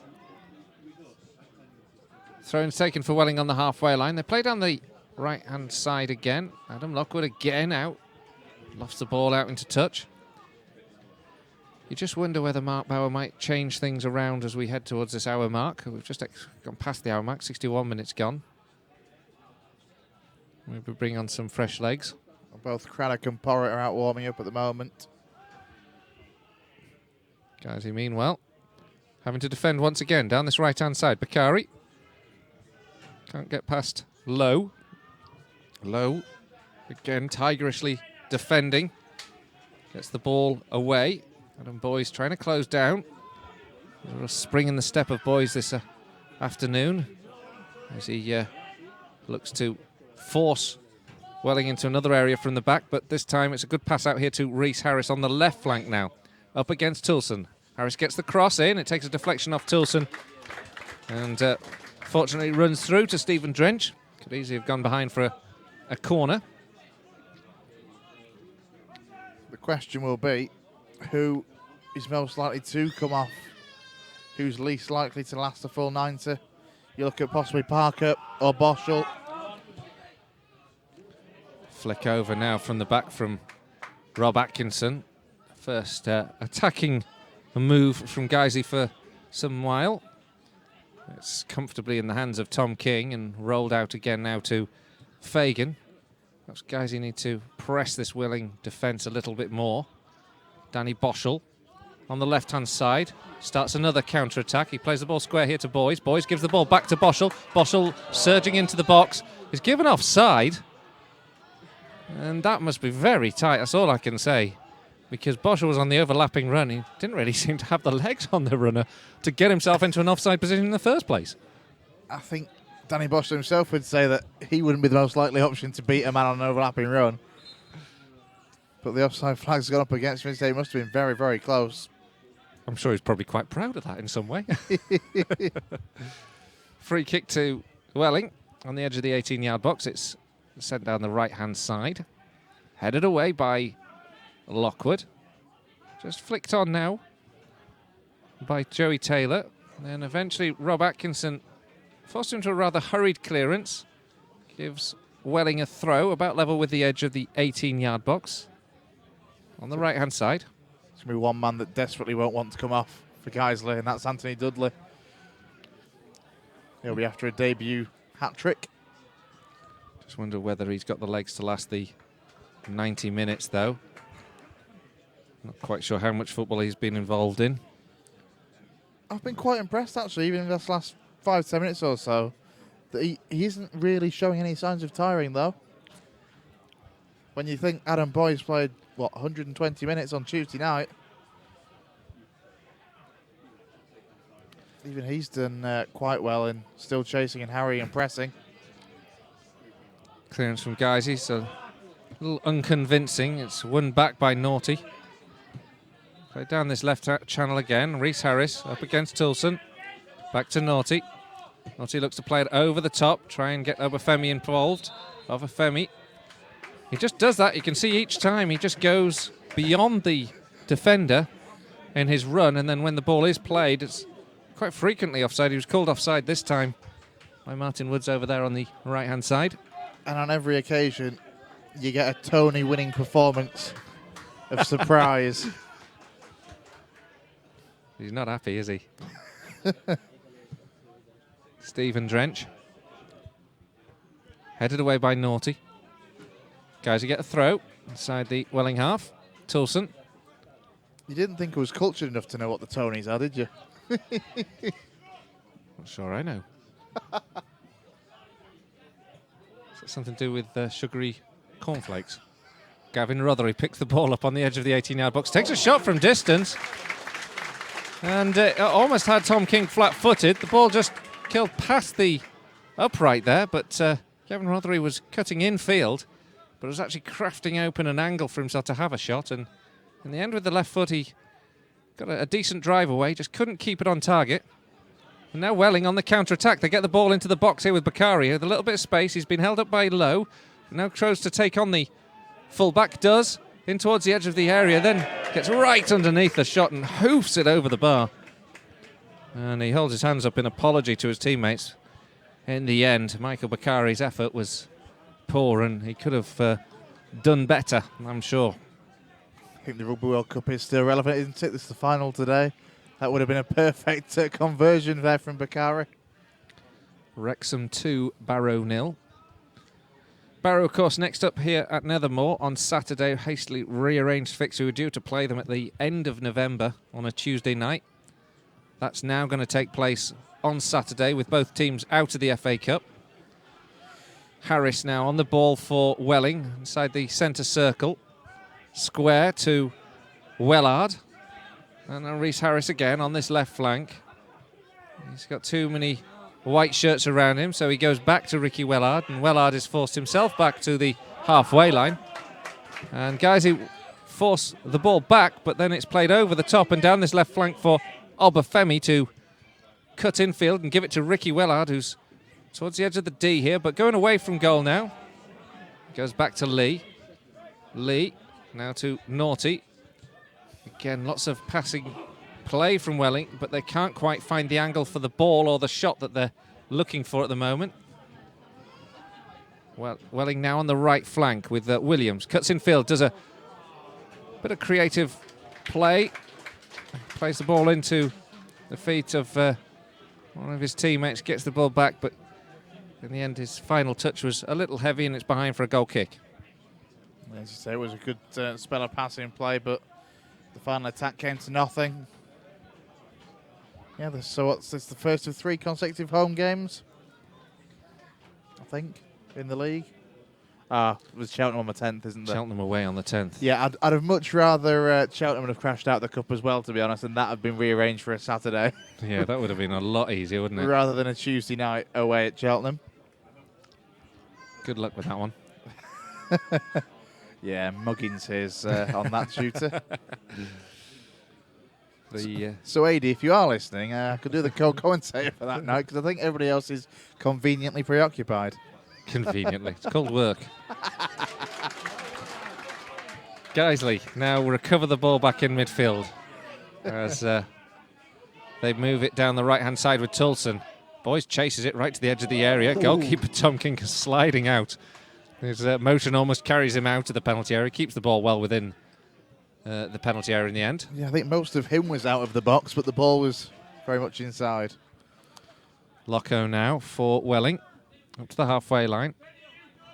Wellard and Locko exchange passes. Locko's touch is a little heavy. And then sends the ball down the left flank. And it's a chase on for Harris up against Atkinson. Atkinson gets a touch on the ball. Harris recovers it though by the corner flag on this left-hand side now. Into Wellard. Wellard looking for the cross. Just threads the ball through to find Naughty in the end on the edge of the 18-yard box. Guiseley make the challenge with Lockwood, but it's recovered again. This time it's played in by Obafemi. A good floatage effort from distance.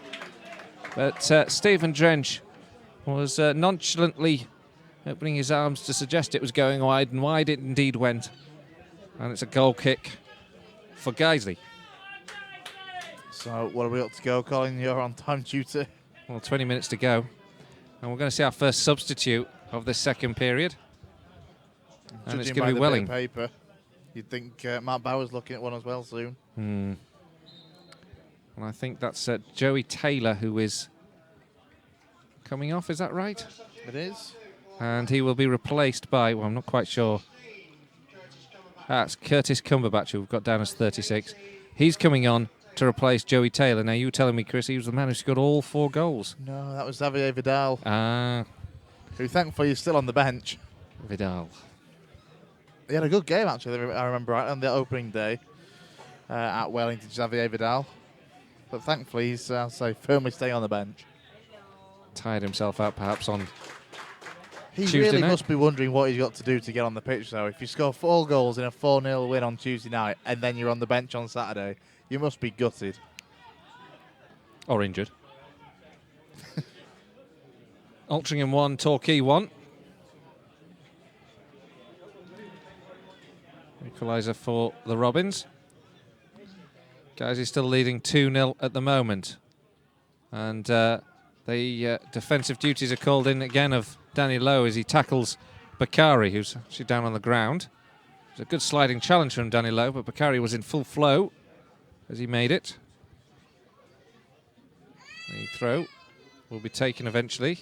As Bakari gets back up onto his feet, he's fine to continue. Barney Williams, midway through the Guiseley half on the right-hand side. Gives the ball here to Harry Lee. Harry Lee exchanges passes with Joey Taylor. Cumberbatch, rather, the substitute. And then the ball is played into the area, but it's blocked by Danny Lowe, and it's gone behind for a corner to Welling. Took a wicked deflection off Danny Lowe. And now it's a chance for Welling from this right-hand side to float one into the box. Is this Welling's first or second corner? I don't recollect one in the first half. No, that's a good call, that. I don't think they've had too many. They've got one now. And there are 5 red shirts on the edge of the 6-yard box looking to press advantage. The header goes back in towards the 6-yard box from Rhys Harris. It's picked up again, though, and Harris gets the ball back in the box on the left-hand side. Crosses, gets it across to the edge of the 18-yard box. It was towards Fagan. It's cleared. Cumberbatch gets the ball to the right-hand side now. A chance for a cross again for the wings. Up towards the back post. Harris gets the header, and it's straight into the arms of Stephen Drench. A great leap there from Rhys Harris at the back post. Won the ball ahead of Ryan Toulson, but the header was tamely at Stephen Drench in the end. And Guiseley will just use up the seconds and loft this one long and towards the man who scored the 2 goals, Dudley. It's clearance up to the halfway line. But it's won back by Ryan Toulson, and then Gavin Rothery. Cool on the ball, gives it back to Rob Atkinson, who in turn sends it down to the right flank. And Adam Boyes brilliantly chases that one down, plays the ball, and gets the ball across field, but it hits with a little bit too much pace on it, blasts against Dudley, and it's behind for a goal kick. But had he managed to get it out without the pace, Dudley was in great position to go in on goal, but unfortunately it's Harmony behind in the end. Yeah, he absolutely blasted that across. He did really well, did Adam Boyes, to get to the ball ahead of two Welling defenders. But the cross was just too powerful, and rather than giving Dudley something to control, he just smashed it against him. It's strange, I know Dudley's got the 2 goals, but Adam Boyes at the moment has been absolutely brilliant today. He's been my man of the match. Good tackle comes in from Toulson. Gavin Rothery also having a good game. Wins possession back for Guiseley. And Danny Lowe, another who's been very solid. It's the ball up towards Gavin Rothery, but Welling win possession back now, and they send it square to Rhys Harris. Rhys Harris, he's got Naughty on the left-hand side. He tries to pick him out, but it's well watched by Toulson. Now Guiseley can counter-attack. Adam Boyes, square now to Gavin Rothery. Big shout from the home crowd for Guiseley to press on and get the third. The ball's through here. Adam Boyes onside into the penalty area on the right-hand side. Drills the ball towards the goal. It's saved by the goalkeeper. Picked up here by Toulson. But Adam Boyes' first drive just unable to beat the keeper from the angle that he had after a good ball in there. And as Welling start the counter-attack in response, Danny Boschel comes across with a very firm challenge inside the centre circle. And in the end, it's calmed down as Welling, with Cumberbatch, try to work the ball down the right-hand side towards Obafemi. It's cut out, and it'll be another throw just in front of the guys he dug out with 15 minutes to go. Yeah, that was a really good chance there for Guiseley, looking to get that all-important third that would well and truly kill this game off. But again, excellent run from Boyes. Dudley was in the middle, but he was being marked, so Boyes went for the only option he really had, which was to go for goal. And forced to save at least. Can't ask for him to do much more than that beyond score. Yeah, if the ball had been just a little less, if there'd been a little less pace on the ball, Boyes would have had a better angle, but that's splitting hairs, really. It was a good, incisive counter-attacking move from Guiseley. Welling now on the ball. It's out towards Harris. Harris finds Naughty. Naughty cuts in field, takes a drive for the right foot that doesn't curl and goes behind for a goal kick. Yeah, he had the power and the pace on the shot, but didn't have the right curve. Eastleigh 2, Halifax 1. Halifax were leading in the first half of that game, so Eastleigh 2-1 up. Braintree 1, Macclesfield 0. Macclesfield have been in good form, haven't they, as well, but Braintree, the last team that the Lions beat back in sunny September when Tom Craddock scored. Well, Welling might be also about to find that at the end of the month, Guiseley come good. 2-0 up to Guiseley at the moment. Anthony Dudley with both goals in the first half. The loanee from Bury making his debut for Guiseley. And the Lions just blasting the ball into it's Adam Lockwood's clearance. It's just blasted. I can't quite see who's taking it full in the face there, but there's a man down from the moment from Welling perspective who's taken a full force of the ball in the face from Adam Lockwood's clearance, and I think might just need a couple of minutes to check he's okay. It's Ricky Wellard, the captain, and he gets up to his feet. Filed 4, Stalybridge 0, and Chorley 1, Brackley 0, as well as Curzon 3, Gainsborough 0. What was that? Surely 1-0. Yeah. Could have been us. Could have been us at home to Brackley. 2-0 we are today against Welling. And meanwhile, the referee's going to give a bounce ball in the centre circle, which Gavin Rothery applies the same sort of principles that Welling applied in the first half, which is to hit touch from the clearance, and it's a throw-in in right-back position for the Wings. And it's taken and lofted long. And in the end, possession conceded by the visitors. So Guiseley have a throw midway through the Welling half, which Danny Lowe's in no hurry to take. Great recovery from Boreham Wood. They were 2-0 down against Gateshead. They're now 2-2 in that game. Now Guiseley have a chance here. Oh, Rothery with a firm drive from distance. Great save comes from Tom King at his near post. Adam Boys wins the ball back at the corner flag. Gives it here to Parker. Parker curls this one in. It's gone beyond Dudley. Picked up now by Danny Boschel. Boschel has got Toulson on the overlap. Boschel crosses towards the back post. Up towards Boys. Boys' header bounces off the ground in front of Tom King, who can clutch the ball gratefully. Great delivery there from Danny Boschel. Boys took up a good position. Couldn't power the header towards goal, though. And Welling now can come out on the counter-attack. Guys, he could have finished things off here, but Cumberbatch sends the ball into Bakari. He's tackled by Danny Lowe. And then Dudley steps across, wins the ball back, gives it to Rothery. Rothery to Danny Boschel. Difficult ball for Boschel to win. And Boschel wins the ball. And then the referee has to step across. He's going to give a free kick now. Toulson's got involved, and there's an awful lot of pushing and shoving here. Linesman comes across, and both sets of players get involved now. And Rob Atkinson just trying to calm things down. But to be honest, the initial challenge wasn't really much of a challenge to worry about. Boschel went in to win the ball, won the ball, and the referee blew for a free kick. And the man who was nearest the ball, wasn't even near it at the initial challenge, responded. And there was a bit of a pushing match between Danny Boschel and who was it? Was it Bakari or was it Obafemi? I'm not quite sure.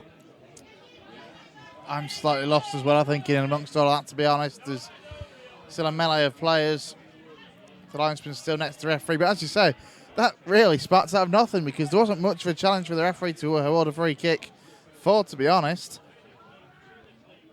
He was on the ground when he challenged for the ball, Danny Boschel. It was a bit of a loose pass, a stray ball that Danny Boschel had to win back. But to give the free kick, I thought was harsh in the first place. The referee then had to deal with the afters from that, and there was I don't think there's much more than 22 handbags on display mostly, but referee will probably pull out a couple of cards here. Loco, who was certainly Toulson's being pulled pulled over. Toulson is being pulled across as 2, so there's going to be another substitute as well for Welling as well. So Toulson and Loco are being spoken to by the referee. And Loco receives a yellow card. And Toulson... Did Toulson receive the yellow card as well? I don't believe so. So Kevin Loco's in the book. The card's still out, and Danny Boschel... He's going to get a card He's going now. to get a card, I think.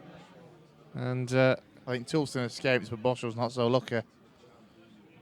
And the referee gives Danny Boschel a yellow card.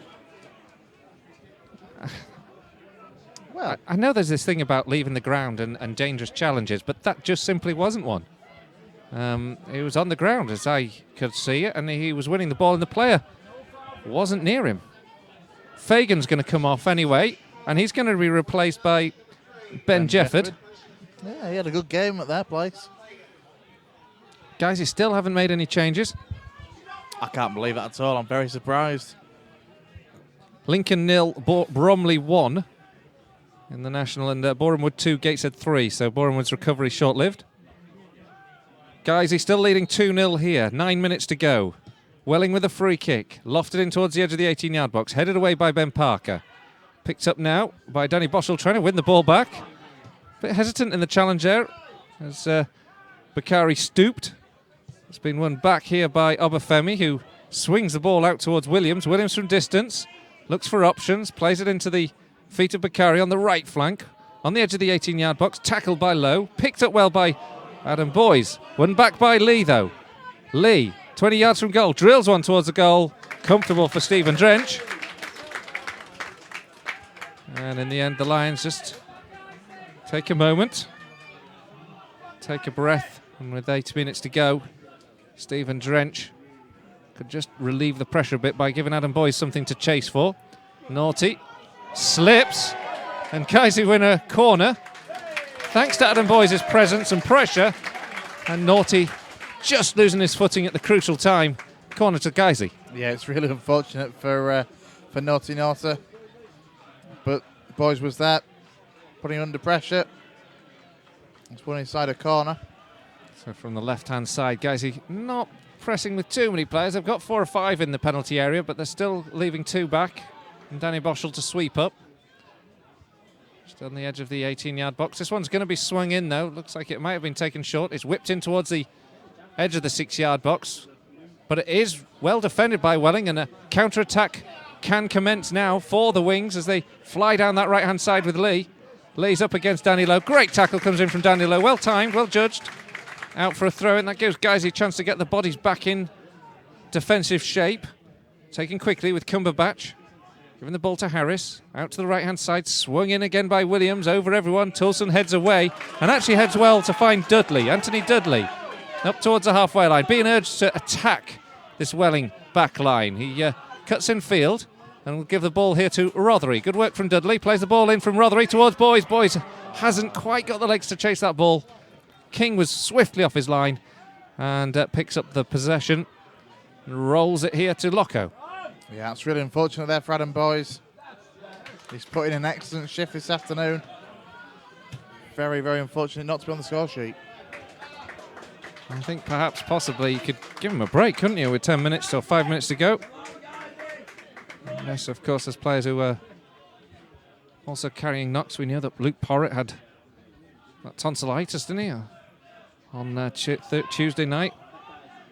Players who've been limping through matches. At the moment, Guiseley still hold this 2-goal lead. You can expect Welling to press more. They've pressed plenty in this second half, but Guiseley have held firm.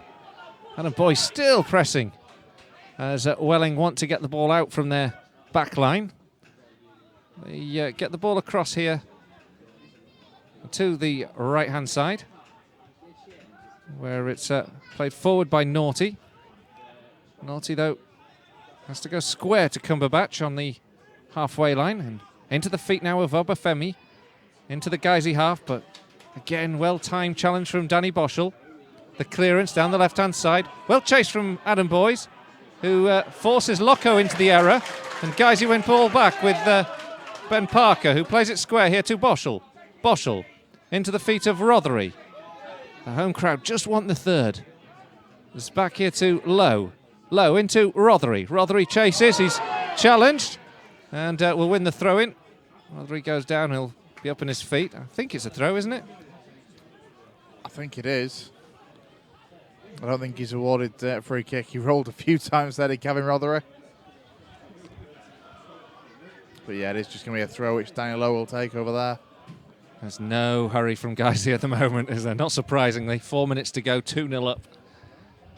It would be a well, eagerly anticipated victory for the Lions.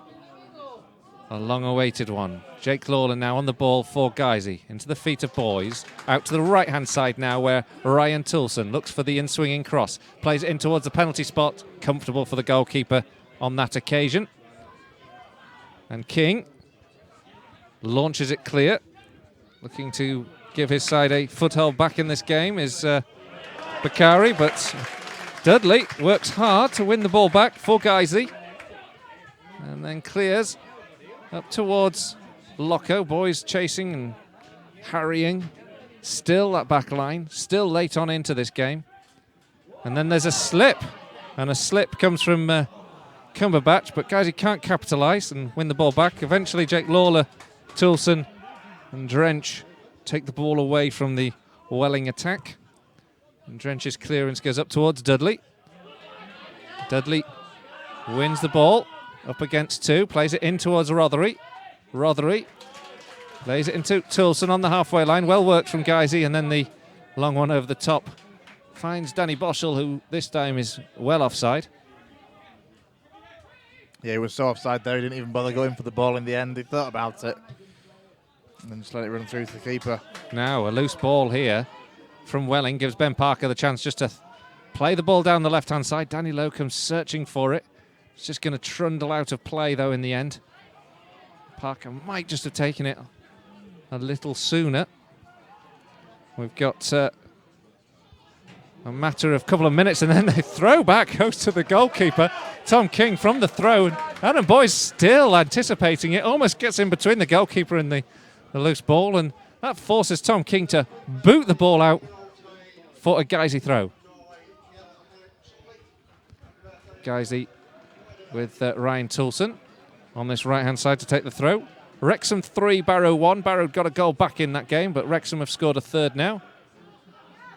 And now the ball here with Dudley. Dudley in field finds the cross a little difficult to complete, and it goes all the way back to the goalkeeper King rather tamely in the end. We are going to see a Guiseley change. I think it's going to be Tom Craddock. It's going to be a clock user-upper, isn't it now? I think we'll see all three probably in the next minute or so, because Guiseley have just got a minute. They're 2-0 up, plus stoppages to hold on. Welling play it down that right-hand side. And in truth, Welling haven't really tested Stephen Drench at all this second half. Too many moments, and it is indeed Adam Boyes who's going to come off, and Adam Boyes has been absolutely fantastic this afternoon. Tom Craddock knows Mike just find that in his next couple of minutes he can use his legs to great effect. Perhaps get that goal that he needs. His confidence. Yeah, absolutely. Adam Boyes has put in an excellent shift, but there is a chance. You know, we've seen the Welling backline look like they're tiring and have been put under pressure. And what do you get with, as you can probably just hear, Anthony Dudley has been given the sponsors man of the match, and the home fans are taken to him very well. Guiseley win a free kick. Tom Craddock earning that one. As, 3 minutes. Yeah, 3 minutes. That's not as much as I thought we might have, actually, but 3 minutes to be added time. So Danny Lowe steps over the ball, plays it here to Boschel. Lowe chips it forward, finds Rothery, who spins on the ball, trying to get past Naughty. Rothery has still got the ball and two players around him trying to close him down, but Rothery's showing some great skills here. And somehow has conceded a free kick, and there's a bit of perplexion around here as to why that would be, and also from the fans on that near side. But Welling do get the free kick, and they start moving away with the ball. And it's the substitute Jefford who comes forward. He's blocked by Dudley. Free kick is rightly given to Welling, and we will see another substitution for Guiseley shortly. It's taken quickly. Harris lofts the ball forward. It's chested down here, picked up by Cumberbatch. He's trying to spin on the edge of the 18-yard box, trying to create the angle for a shot. Forced across field. Gets the ball to Bakari. He's robbed by Danny Lowe. Danny Lowe threads the ball well up towards Tom Craddock. Now what can Tom Craddock do? He's a long way from goal with two on him. Cuts in field. Goes past one. Well blocked by Jeffers, who defended well, but good running from Tom Craddock. And a throw-in is given to Guiseley, and that second substitute can happen. Yeah, it's Luke Porritt that's coming on, and Ben Parker is the man that's going to go off, which is fair enough. He's had a really good shift, actually, on the left of midfield. Much more advanced role than what we used to seeing Ben Parker in. But he's had a good game, put in a good shift, worked hard. He's not coming on just yet, is he? They've decided not to quite take it, leaving things as they are. It's probably frustrating Luke Porritt, who will want to get on and see if he can snatch a goal or something. In the end, the ball goes out for a goal kick. And I think now they'll try and make the change, and it is indeed to be made. And it is Luke Porritt. And he is replacing the captain, Ben Parker, as Chris rightly pointed out. Yeah, and Parker's in absolutely no hurry. In fact, it seemed that from when play continued, Ben Parker had drifted across to this right-hand side somewhat. But he's given Lockwood the captain's armband and now goes off. Couple of goals, just to say. Kidderminster 1, Woking 0. So that could be. Is that Kidderminster's first victory of the season? If it stays that way, then it will be. Filed 5, Stalybridge 0. That says Woking have been falling apart of late. They've put all their players up for sale, haven't they, this week? They're all transfer listed and available for loan, I believe.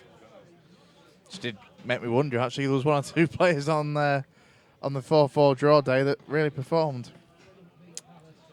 2-0. Might be a bit of a distance, though, for a lone move, I think, between Woking and Guiseley. And the full-time whistle goes here. And as you can see from the home fans' reaction, the Lions have pleased the crowd. 2 goals from debutant Anthony Dudley in the first half. 2 very well taken strikes that have given Guiseley their first victory in October on the last day of October. It's Guiseley 2, Welling United 0. An excellent afternoon for the Lions, a much needed win, a clean sheet as well, a win at home, something to send the travelling fans a little bit disappointed back down to London, but the home fans will be going home very, very happy. 2 goals from debutant Anthony Dudley as well. He couldn't ask for a better debut, in honesty, to be off the mark with not 1 but 2. And Guiseley go marching on to Barrow at home next Saturday, full of confidence, looking for back-to-back home wins. Yeah, it's excellent. And we wait to find out what happens on Tuesday night, because there is the potential that Silverstone could be involved in FA Vars replay, depending on the score of their game today. But there'll be a West Riding County Cup game on Tuesday night. We're not covering it. We'll be down there to have a chat and see what happens with the lineup that is put out. But on Saturday, we're back for the Barrow game, and this certainly gives Guiseley a bit of a lift. Let's just go down those full-time scores and just get a brief comment from you, Chris, on the reaction to that game. But first of all, goals as they stand anyway. Altrincham 1, Torquay 1, that has finished. Borehamwood 2, Gateshead 3, Braintree 1, Macclesfield 0, Eastleigh 2, Halifax 1, Forest Green 2, Chester 1, Guiseley 2, Welling 0, Kidderminster Harriers 1, Woking 0, Lincoln City 0, Bromley 1, that has finished. Southport 1, Aldershot 1, Tranmere 0, Dover 1, Wrexham 3, Barrow 1. Let's just have a look at what that means for the league tables as it stands, because there are a couple of games there that are still in play. Forest Green at the top of the division again, 38 from 19 after Cheltenham 37 from 19, won last night. Dover in third still, in 2 points of touching distance of that top spot as it stands with that 1-0 victory at Tranmere, 36 from 19. Bromley 33 from 19, Braintree 32 from 19. Wrexham, Eastleigh and Gateshead all on 31 points in 6th, 7th and 8th respectively. At the bottom, it's looking a little bit better. Halifax go to the bottom with that 2-1 defeat. They're now bottom of the table. That's a good way to finish the week. Kidderminster leapfrog them thanks to that victory that they've earned this afternoon, 1-0 against Woking. Southport 15 from 18 in 22nd. Torquay continued their rise, 16 from 19, now in 21st, the final relegation spot. Borehamwood now in 20th. They lost 3-2 at home to Gateshead after coming back from 2-0 down at one point. 16 from 19. Altrincham 20 from 19.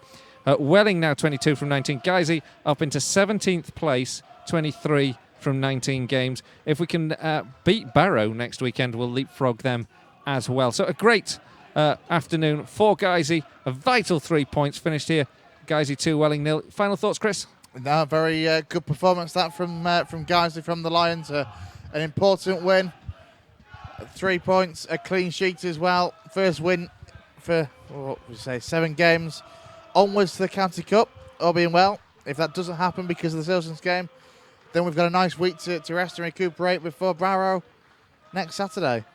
Well, I hope you enjoyed it. We'll be back with you next Saturday for the Bluebirds visit, the first 4th season, I think it is, that they said that we've played them in the first weekend of November. Let's hope it's not a repeat of those FA Cup games.